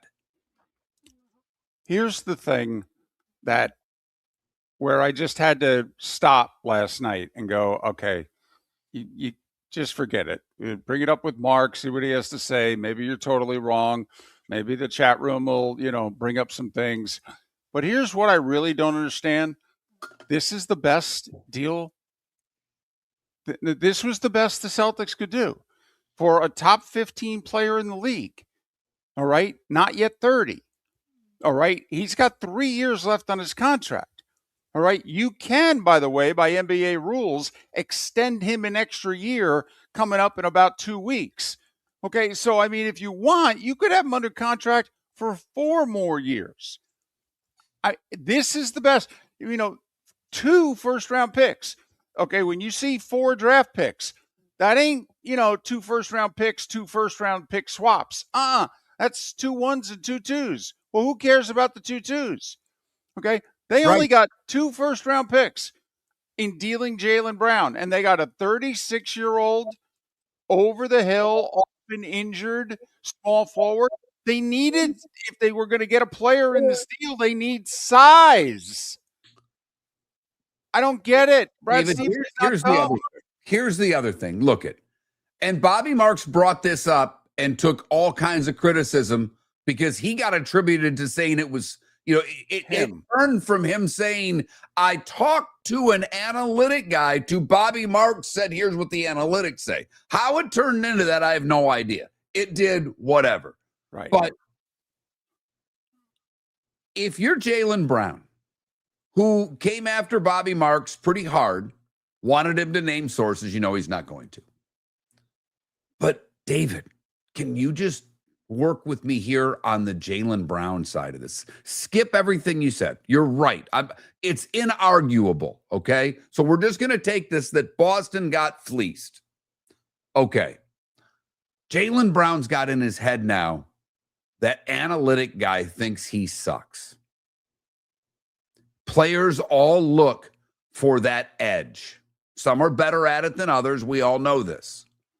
But don't you think, first off, there's never been a reason to question how hard this man plays. No. Go look at his record and his productivity. But don't you think the incentive for Jaylen Brown this year is off the charts? Oh, beyond that, Mark. Honestly, just shove it. I can't say those things on radio. Totally. But I mean, don't you believe you're going to get the single best version of Jaylen Brown that you could possibly get?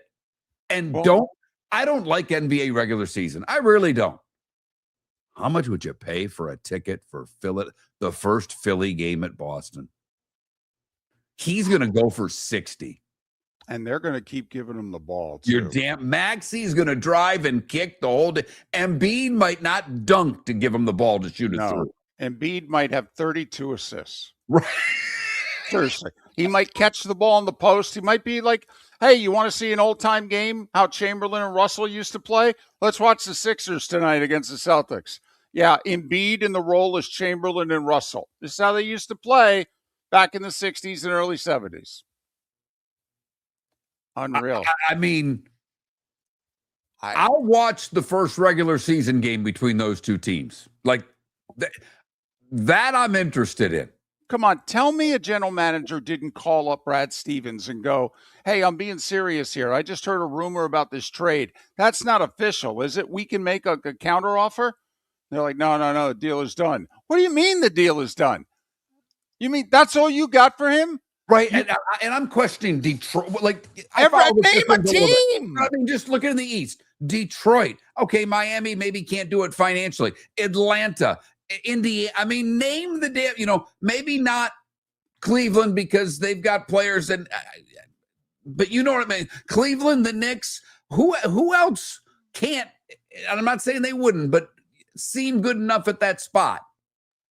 I mean, Houston. Some teams here who are good, but they haven't broken through. They're not good enough. It's complicated. I know. He makes $60 million a year. To match salaries is not easy. The whole deal. But hell, you're only asking for 2 1s.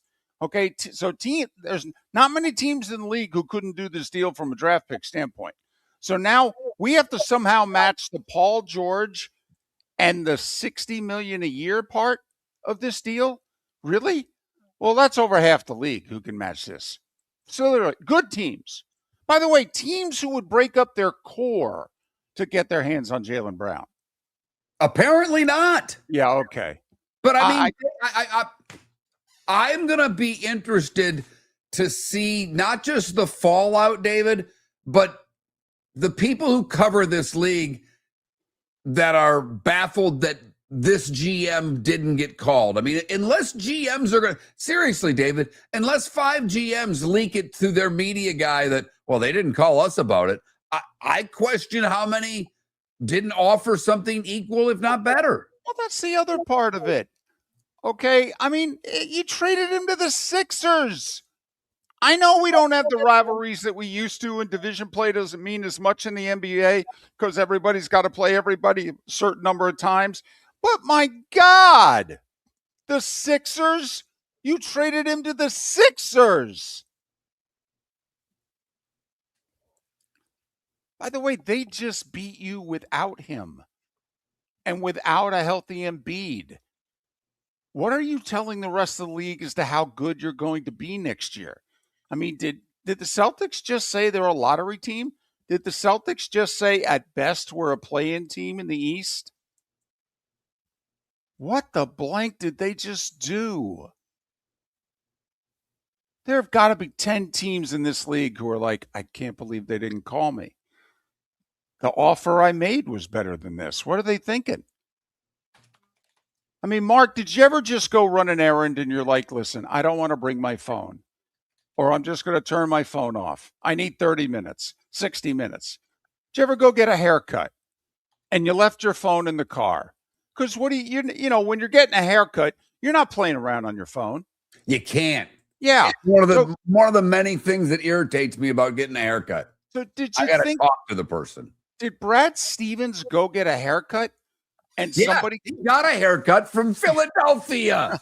Well, no, he got shaved. He's got no hair. Doesn't have a follicle after that. I just, wow. This is unbelievable. I mean, we got people who are saying, hey, I'm a New England sports fan. I actually turned on my favorite Boston station this morning. They're losing their minds. Well, at least I'm glad it's not us. I just don't. I don't get it. But I mean, like I said, I was so miffed. I'm like, I'm going to go to Felipe. He loves this sport. He's actually into the nuances of it. What am I missing? And he's like, you're not missing anything. Do you know how long it was till I forwarded you that text to tell you about the trade? Okay, because I literally spent 10 minutes looking around going, because this can't be true. I don't care if it's Shams. This has got to be somebody pulling a spoof here, or, the graphics wrong. There's a key part of this deal not, spoken. I'm speechless, and we make our living talking. That's bad radio. I don't know what to say about this. Boston fan that lives within earshot of us has been complaining about it all morning. Pelican Roofing of Florida text line has been trying to figure out how this happened. I'm willing to break up the Knicks. Honestly, when I saw the deal, I went, well, hell, did the Knicks call? I mean, Malik Bridges and, somebody else. And I mean, honestly, I'm like, who shouldn't have called Boston if this is all it took? Hey, David, I know, New York, Philly, Boston, Philly. You got your one with the Knicks. You're rooting for the Sixers to win a title now, aren't you? Totally. If it's not going to be the Knicks coming out of the East next year, I want the Sixers to sweep the Celtics. Your roof is your home's first line of defense. At Pelican Roofing of Florida, Ronnie, John, and their team bring years of experience to protect what matters most, your family and your business. From residential repairs to large-scale commercial roofing, we deliver honest work, fair pricing, and quality you can trust. An upgrade on your roof can lower your insurance costs. Don't wait for a leak to turn into a disaster. Call the experts at Pelican Roofing today. 1-866-9-PELICAN. That's 1-866-9-PELICAN. Online at pelicanroofingcompany.com. CCC 1332512. The Cape Coral Police Department is growing, and they want you to be a part of it. They're hiring new officers. Starting pay is between $74,000 and $90,000, depending on your experience. And with a $10,000 hiring bonus, you can be making $100,000. Enjoy paid holidays, off-duty details, plenty of OT opportunities. They're also hiring dispatchers and professional staff. So go to capecops.com. Capecops.com. Be brave, be best. Be Cape. Mark Miller for Sleep Treatment Direct. They are helping me with sleep apnea. And by helping me, I mean curing me. No more CPAP machine. No more snoring. No more tossing. No more waking up exhausted. Their expert team got me the right treatment, fast and hassle-free. If you want to feel energized and get rid of your snoring, call Sleep Treatment Direct today.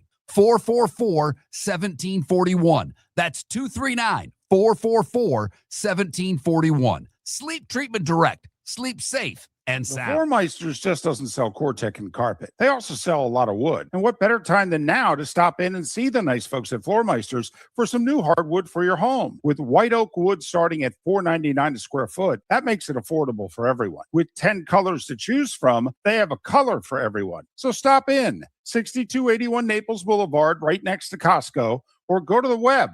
It's floormeisters.com.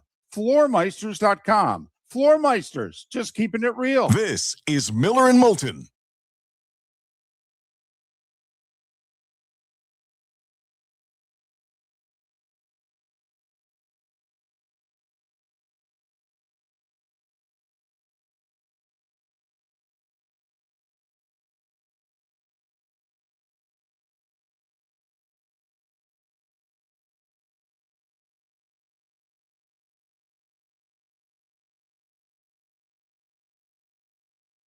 He's Pat.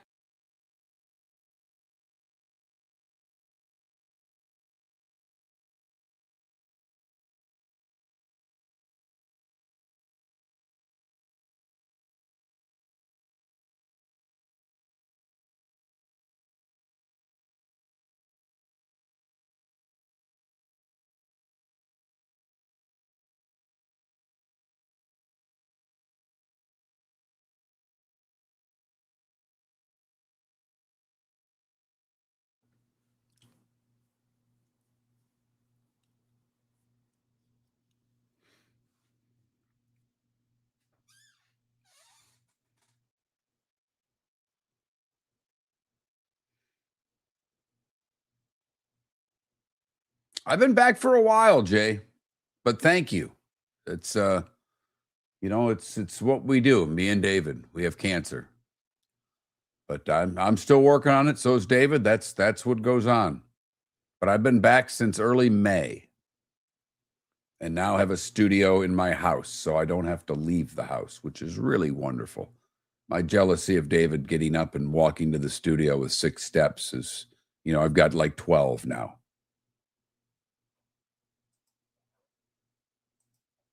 You're probably still muted. Hang on, David. I'm doing multiple things here.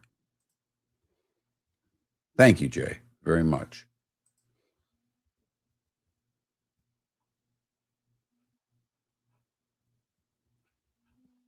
Plus, not only that, the Sixers have waited long enough. Next year will be 44 years. No kidding. And I loved the Sixers. They were far and away my favorite team. I loved Andrew Toney. I'm right there with you. Just loved them. I even go back further. I like George McGinnis. I mean, I love Doc. Oh, so you loved when you were first that was your first team then. That was the late 70s Sixers. Yeah. I mean, I like Mo Malone coming. I liked the Lakers, but I never liked I didn't dislike the Celtics. I love Dr. J. I love Dr. J. Yeah, they had Dawkins and Caldwell, and Kareem would just kick their butt in the finals. Right. I mean, you had Bobby Jones that's when the sixth man was kind of a big, like the first sixth man, if you will. Well, the Lakers then would go Michael Cooper, and the Sixers answered with Bobby Jones, and right. Key guys off the bench. Remember Steve Mix? Yes, I do remember that. That's a good pull right there. Just, one of those 6'8" guys come in, give you 20 minutes, bang a little bit. A 6'8" white guy could still play in the league. Exactly. Henry Bibby, another good name. Mo Cheeks. God, he was slick. Loved Mo. Absolutely. Man, the first half of the 80s, the Sixers, Celtics, whoo, man, were they good, those series.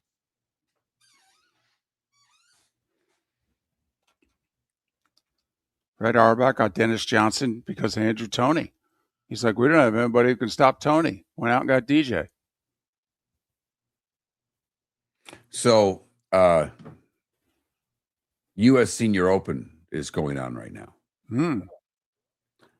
And Zach Johnson, who's like second on the list in the Champions Tour, he's playing in the John Deere. How hot do you think the Champions Tour is about that? But he's from there. I don't give a damn. No, I agree with you. Not missing the tournament in Naples. Right.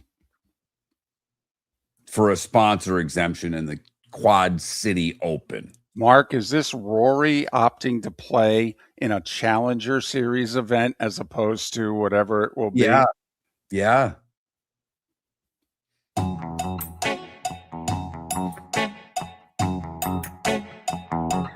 You're listening to Miller and Moulton. And now, here's Mark Miller and David Moulton.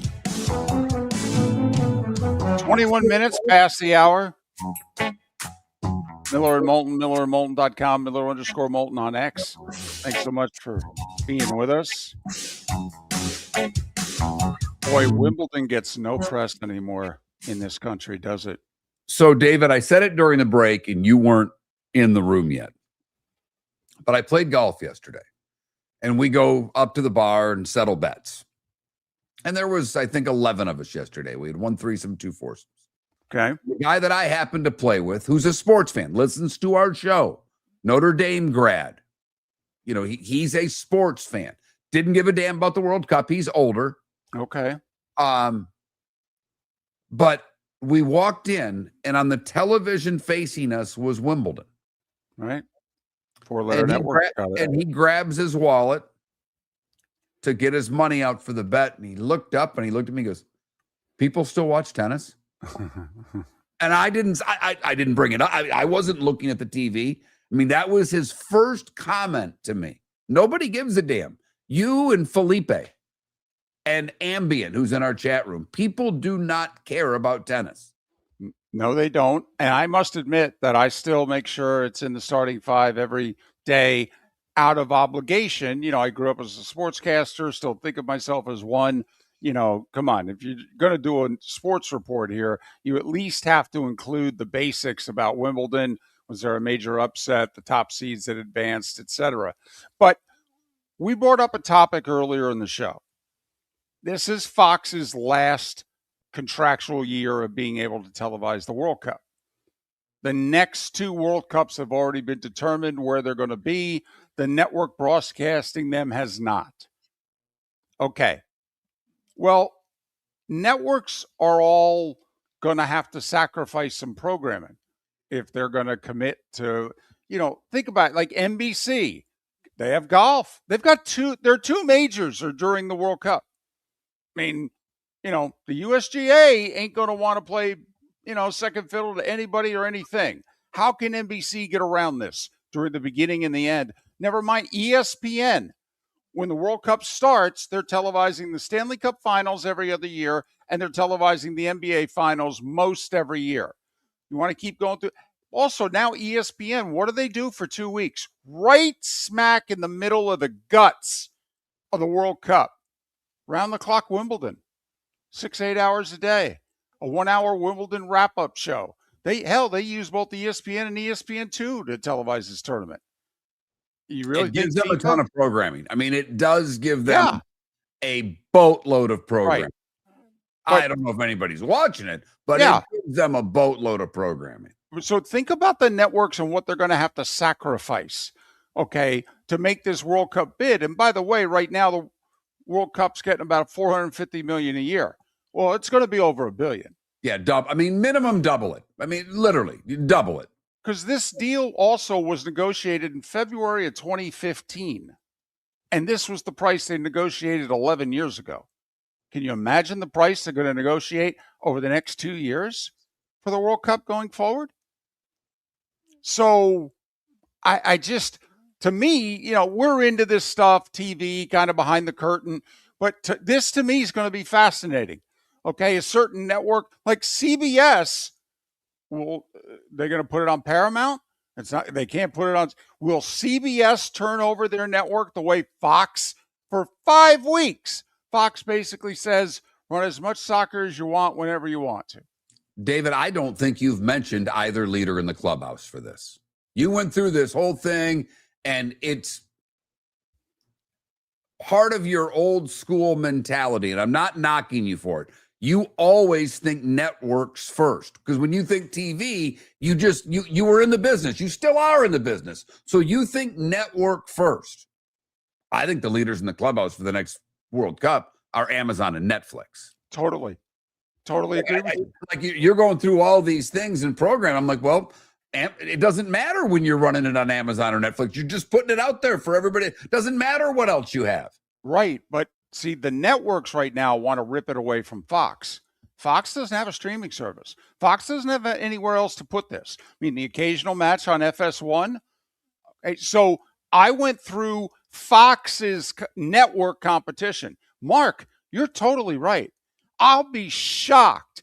I'll be more shocked than I am about the Jaylen Brown trade and what the Celtics got back for him if the next World Cup is not predominantly on a streaming service. Like CBS wins the bid, and CBS now will own TNT. They'll put as much as they can on TNT and a ton on Paramount. Yeah, they would put, if CBS were to get it, even with the golf they have, and I don't know how much they're obligated to this time of year because NBC just had the last tournament and they've got the Open. So, CBS actually has the window to do this. They do, but like this week, CBS is the John Deere, and next week they have the Scottish Open.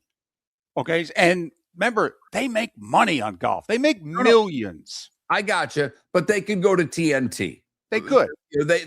They wouldn't go to Paramount Plus before they'd go to TNT. Correct. It would be available on Paramount Plus for those people that, for whatever reason, don't have TNT, but they could do it. Now, the one thing about CBS is next year, correct me if I'm wrong, David, with this whole merger thing going on, don't they have the Stanley Cup next year? Isn't that a TNT year? It will be, but remember, the next World Cup's in 2030. No, I'm just trying to, they could still be involved in. They may be heavily involved in hockey at that point. Not that it pales in comparison to the numbers the World Cup is doing. It does. But I mean, think about when they negotiated the last deal, February of 2015. I mean, was there a streaming service around? No, not one that was doing sports. Right. I mean, there's a part of me that thinks that FIFA can get triple. And this is just for the English-speaking rights, by the way. Yeah, U.S. English-speaking rights, because Yes. Telemundo has the Spanish-speaking rights. It's why a lot of people think NBC's got the inside track to steal this away from Fox. Right. And they've got both the U.S. Open and the Open Championship. Never mind Sunday Night Baseball. Never mind in the next World Cup, I think it could be an NBC year to do the finals in the NBA. I'm telling you, I think they're going to get $1.5 billion a year. The NBA Finals wouldn't factor in at all. It's over in Europe. From when the game times are played, 9 o'clock wouldn't be a window, just for what it's worth, because it's in Spain, Morocco, and Portugal next time. And also, all these broadcasters that are doing it, most all of them don't work for Fox. They're all freelancers. So they're going to be planning to go whichever network gets the World Cup in 2030 and 2034. David, obviously they're going to get more money. I think... Are you sure you're not going a little crazy with thinking triple's a possibility? Because remember, it's being broadcast in Europe. That means prime time here is early morning over there. So there's not going to be 8 o'clock Eastern games, if you know what I mean. That would affect the price, I would think, somewhat. I think they're going to get triple because of A, how popular it's become, and B, because the streaming services are going to be involved, and one of them's just going to blow one of our networks out of the water. And streaming's worldwide. Right, but you don't get the worldwide rights. You're not streaming it in Europe. However, they think that whoever wins the American rights, the streaming service, they then will make sure they have the rights around the rest of the world, and it'll be really easy. It'll be one size fits all. That would be fascinating, because then I mean, you just think about all of the other networks that are paying for this, whatever. And I don't know what is doing in England and what's doing it, but I mean, so that is interesting how that would go. So we'll see. But I'm seeing NBC thinking they have the inside track. We'll see how this gets worked out and sorted out. As long as the U.S. keeps playing, though, the price keeps going up. Got that right. They beat Belgium, David. Katie bar the door. That might be a $500 million soccer match. The Floormeisters just doesn't sell Cortec and carpet. They also sell a lot of wood. And what better time than now to stop in and see the nice folks at Floormeisters for some new hardwood for your home. With white oak wood starting at $4.99 a square foot, that makes it affordable for everyone. With 10 colors to choose from, they have a color for everyone. So stop in, 6281 Naples Boulevard, right next to Costco, or go to the web. It's floormeisters.com.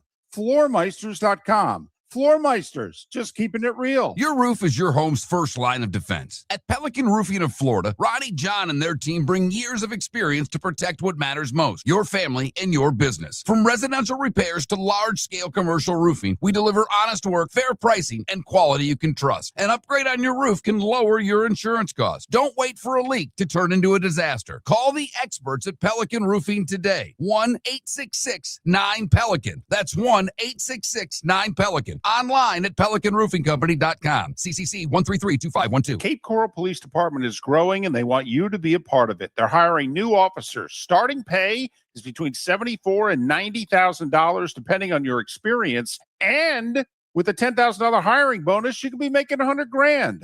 Enjoy paid holidays, off-duty details, plenty of OT opportunities. They're also hiring dispatchers and professional staff.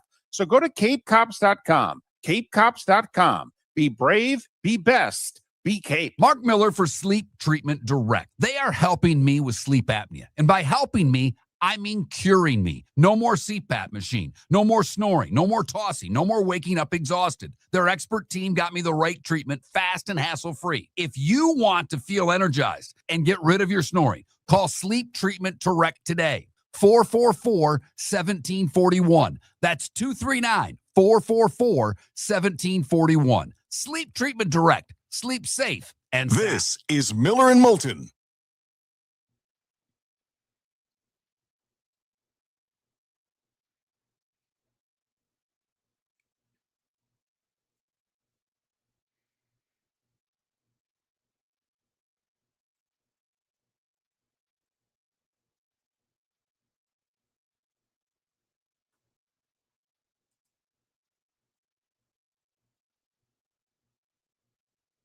Oh, wow.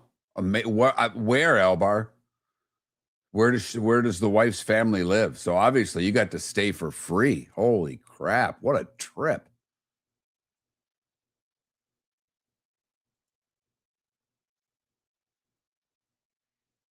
Yeah, I know so many people in the last like 3 years that have done Italy for a vacation.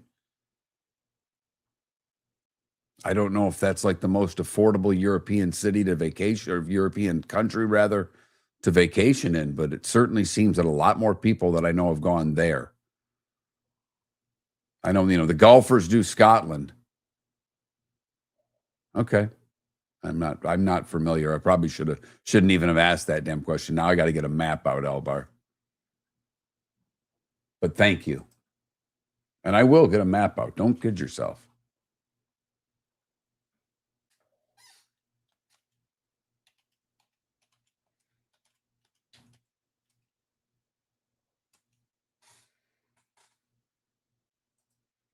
There's my map. Look at that. All right, there we go.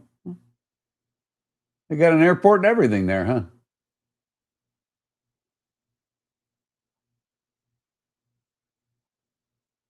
Where's that?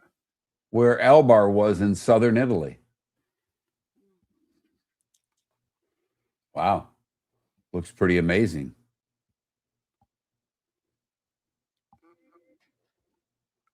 I know. I want to move there somewhere like that so I could just do the show in the afternoon.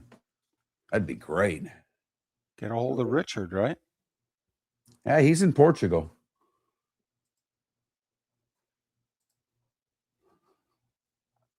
Would love to go to Portugal and Spain as well. Would like to just eat my way through Spain and Italy. Sounds fantastic. Yeah, my buddy who went, and he worked in the travel industry and is amazing at planning vacations and has done extensive traveling. He was in the Amalfi Coast and raved about it, and he said the food in Spain, it was way better. He said he had a couple cities in Spain. He's like, I've never eaten food like that in my life, ever. Wow.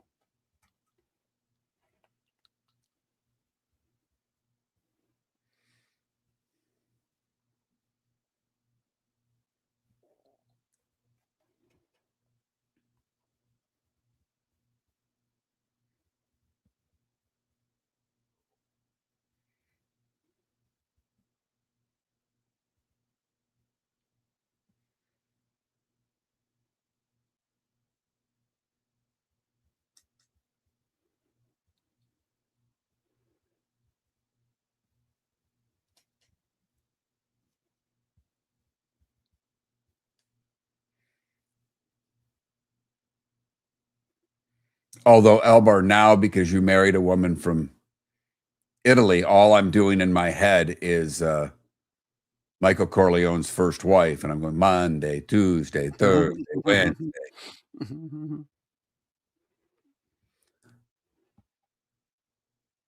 Which leads me to, again, if you like The Godfather and have not seen The Offer on Paramount, you have totally missed the boat. It is flipping amazing. And how accurate it is even more astonishing. Because I spent the whole show Googling things, like pausing and going, this can't be true. And damned if it wasn't true.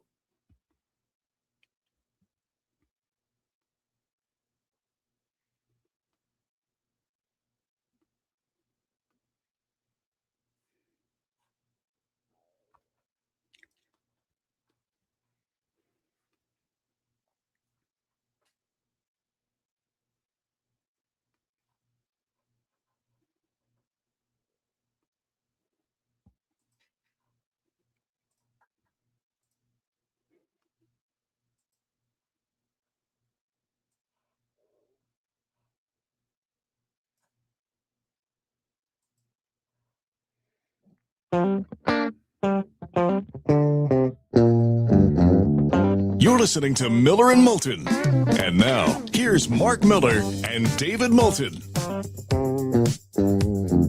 22 minutes till the top of the hour. And a lot of places are closed tomorrow. Some are also closed on Monday. Not the plan for Miller and Moulton. We're here for you. We had nothing else to do. That's really what it boils down to. You know, David's got a lot going on right now, and he brought that all on the air last week. But I don't want to say begged him, but I'm like, hey, you know, if you want to do things, if you want to, you know, go. Don't rely on me. David's like, what? I don't do the show, and I'm going to sit around for 4 hours and talk to myself in the morning? You know, I reminded you. I go, remember when you went to Tampa? Okay, and it turned out that they would let you do the show. And I'm like, come on, you need to take some time off. You're getting medication and treatment and what have you. And you're like, this is the highlight of my damn day. I'm alone the other 20 hours. Are you kidding me? One time you said something along the lines of, you take this show away from me, I'll get in the car, come down there and punch you in the mouth. It's not far off. It's really not. You were like, take the show away from me. My day ends at 10:05. I mean, outside of Ass Swab Wednesdays, I've got nothing else. Can't believe we couldn't get that sponsored. No kidding. No kidding. Where's Dude Wipes when you need them? Really? It's that time again, nearing the end, but not quite there yet. Here's Mark Miller with Today Was the Day When. Let's see. We start today in 1862 when President Lincoln signs the act granting land for state agricultural colleges. That Land Grant Act, huh? So is this before Michigan State, Penn State, is what you're saying? Actually, for whatever reason, Michigan State was founded in 1855, so just a little bit before that. But I think this helped, the Land Grant Act, like NC State, Penn. You look at the number of schools, it's crazy. Garfield, President Garfield, not the cat, 1881, shot today by a disappointed office seeker. Charles Gittow. Garfield would die 79 days later. Congress passed the Sherman Antitrust Act today in 1890. I didn't realize it was so long ago. 1941, DiMaggio's 3-run homer off of Dick Newsom set the record, passing Willie Keeler's 44-game hitting streak. Today in 56, Elvis records Hound Dog and Don't Be Cruel. Yeah. A pretty good day. That's a good day. Remember, he didn't write any of his own songs. He just recorded other people's songs. Right. LBJ would sign the Civil Rights Act and the Voting Rights Act into law today in 1964. Reasonably significant day. Today in 1980, Airplane premieres. That movie has staying power. You watch it today and tell me you don't laugh at least once. You tell your dad to drag Walton Lanier's ass up and down the court all night, and then you tell me whether or not I'm playing hard and playing defense. He grabs, I mean, when you watch that, and obviously it's acting, but I think he grabs that little kid harder than that little kid expected to be grabbed. Watch the kid's face when Abdul-Jabbar kind of spins the shirt and pulls him in. Well, not only that, at the time, Kareem had never done a thing that wasn't just stone face serious. All his interviews, I mean, you name it, he had no personality at all. And all of a sudden, straight. Yes. I mean, Roger, yeah. I mean, come on. Right. And all of a sudden, he's grabbing the 7-year-old kid and threatening his dad. It was like, oh my God, this is amazing. I mean, just the nun reading boy's life, the boys reading nun's life. Right. Just today in 1990, the band Tesla recorded their album 5-Man Acoustical Jam. They would redo the song Signs It would become a huge hit, and it would kind of help that MTV Unplugged thing. Yes, it did. Girls loved that band. Loved that band. Today in 91, Boys in the Hood released. Ice Cube as an actor. Launched him beyond a rapper from that one. And let's see, Men in Black premiered today in 97 when we still liked Will Smith. Right. When we were still allowed to like Will Smith. Right. And a year ago, Diddy was found guilty. Thurgood Marshall would have celebrated a birthday today. I had no idea this person was still alive. Imelda Marcos is 97 today.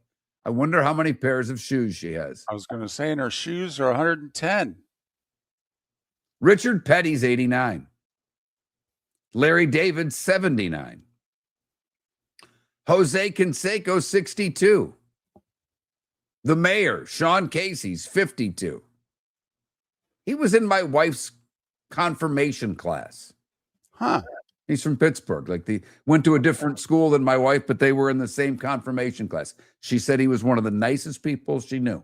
Like, this is in high school. Obviously, he wasn't a star yet. She said he was a super nice guy. To this day, everybody kind of says the same thing about him. Yep. Joe Thornton's 47, and I think he retired last week. And he still hasn't shaved.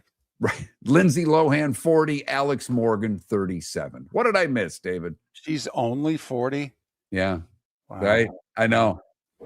I'm really surprised you didn't throw this in my face for a couple of reasons. But do you know what the number one song in America was today in 77?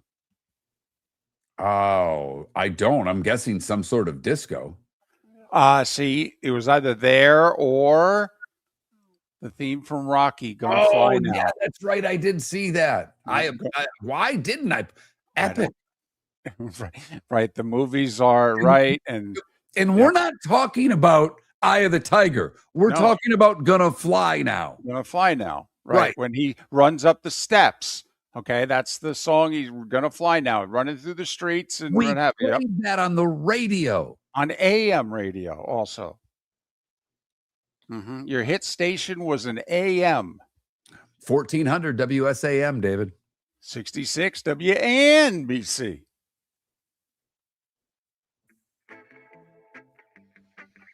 Time to see life a little bit differently. Here's Mark Miller with the good, the bad, and the ugly. What you got, Mark? WSGW 790 was the news talker. That's what Dad listened to. 1400 was the one that played music. That's the one that I listened to. 1010 wins news. You give us 30 minutes, we give you the world.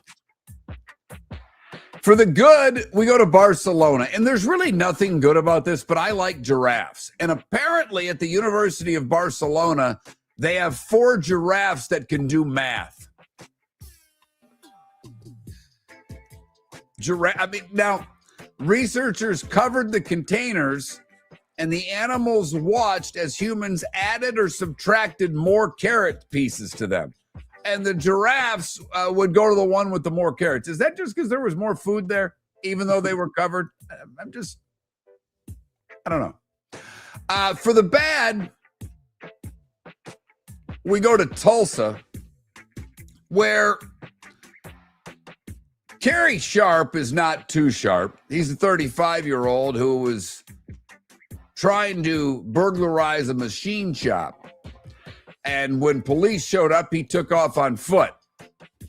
He tried to hide, and they caught him because he hid under an unmarked police car. What can't you fix, David? Stupid. There you go. And time to make David cringe with the ugly. We go to Brevard County, where Reagan Cox was arrested when she arrived at the Brevard County Jail, and staff noticed something abnormal with her lower region, or as they call it, her jail purse. When deputies escorted her to a changing room, she attempted to shield her buttocks with her hand. When staff removed her hand, a baggie dropped to the floor containing 4 grams of blow. Yep. She denied knowing about the cocaine. Right. And said that it must have been placed there during, I quote, an intimate encounter.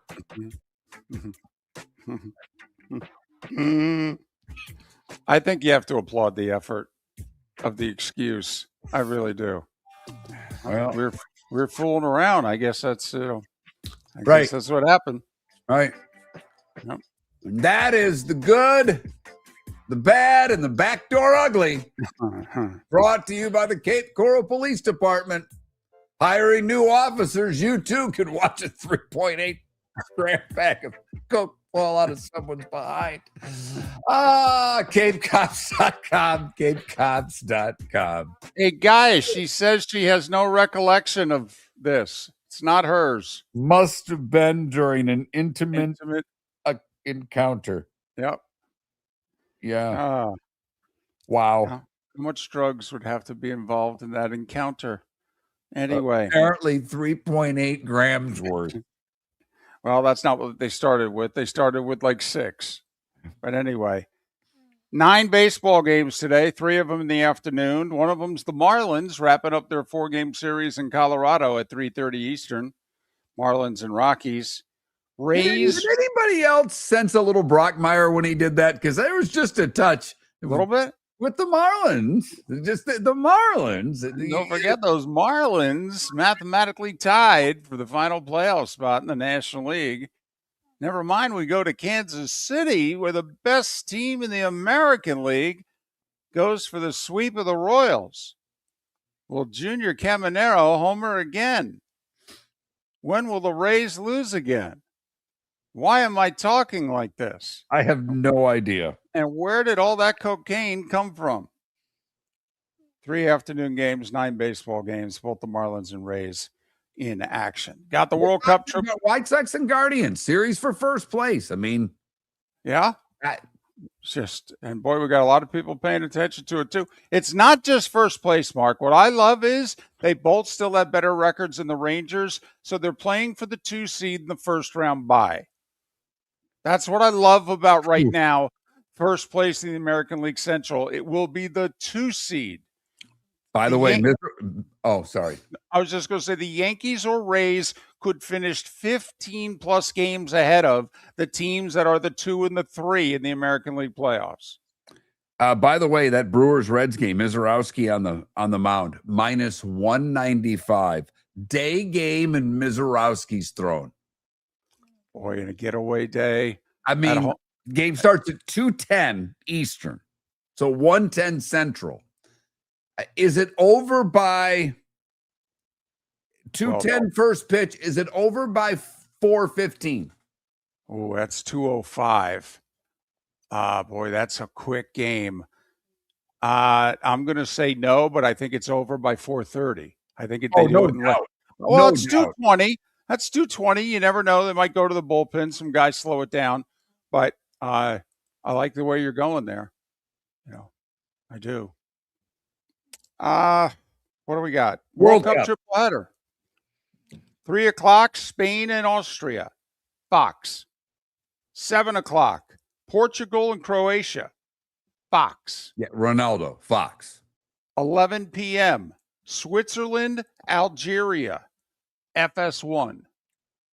Thought Tommy Smyth made a great point today when talking about Messi versus Ronaldo, that Argentina's doing everything they can to get Messi involved. He didn't feel Portugal's doing the same for Ronaldo. There's a lot of video evidence backing up that train of thought. I'm just, they're going to need him if they're going to beat Spain. Hell, they may need him to beat Croatia today. That's all. Know. You have one of the greatest goal scorers of all time. He's standing right there. I'd pass him the ball, but, well, that's me. Don't like this 11 o'clock start thing. What the hell's going on with that? We can't go noon 3 and 7, noon 4 and 8. I mean, go a little Big Ten football for me. What are you doing? This is like Pac-12 at night is what they're viewing this Switzerland, Algeria. Pac-12 after dark. There you go. Right. There you go. A football Friday tomorrow as we get ready for our nation's 250th birthday. Enjoy the rest of your day, everybody. Miller and Moulton. The Floormeisters just doesn't sell Core-Tech and carpet. They also sell a lot of wood. And what better time than now to stop in and see the nice folks at Floormeisters for some new hardwood for your home. With white oak wood starting at $4.99 a square foot, that makes it affordable for everyone. With 10 colors to choose from, they have a color for everyone. So stop in. 6281 Naples Boulevard, right next to Costco, or go to the web. It's floormeisters.com. Floormeisters.com. Floormeisters, just keeping it real. No! This summer, there's only one place to experience the roar of the World Cup at the British Open Pub in Bonita Springs, your World Cup headquarters, where the team is bringing every match live, full sound on every TV across the patio, with daily food and drink specials from the opening match on June 11th through the final on July 19th. Catch the electric atmosphere for every England and USA match and all the matches in between at the British Open Pub, Bonita Springs, at the shops of Pelican Landing, where the World Cup comes alive. Your roof is your home's first line of defense. At Pelican Roofing of Florida, Ronnie, John, and their team bring years of experience to protect what matters most, your family and your business. From residential repairs to large-scale commercial roofing, we deliver honest work, fair pricing, and quality you can trust. An upgrade on your roof can lower your insurance costs. Don't wait for a leak to turn into a disaster. Call the experts at Pelican Roofing today. 1-866-9-PELICAN. That's 1-866-9-PELICAN. Online at pelicanroofingcompany.com. CCC 1332512. Cape Coral Police Department is growing, and they want you to be a part of it. They're hiring new officers. Starting pay is between $74,000 and $90,000, depending on your experience. And with a $10,000 hiring bonus, you can be making $100,000. Enjoy paid holidays, off-duty details, plenty of OT opportunities. They're also hiring dispatchers and professional staff. So go to capecops.com. Capecops.com. Be brave, be best, be Cape. Mark Miller for Sleep Treatment Direct. They are helping me with sleep apnea. And by helping me, I mean curing me. No more CPAP machine. No more snoring. No more tossing. No more waking up exhausted. Their expert team got me the right treatment, fast and hassle-free. If you want to feel energized and get rid of your snoring, call Sleep Treatment Direct today. 444-1741. That's 239-444-1741. Sleep Treatment Direct. Sleep safe and sound. If you're a business who targets men, please know there is no better and more economical way to reach your target audience than us at Miller and Moulton. So let us help you make money. You can reach out to Mark at that Mark Miller or me at the David Moulton on X, or text us at 21,000. We have a proven product, a good reputation, and lots of quality segments that we can attach your company's name to. Miller and Moulton, we're like that old pizza box. You've had the rest. Now try the best. Miller and Moulton, millerandmoulton.com. This is Miller and Moulton.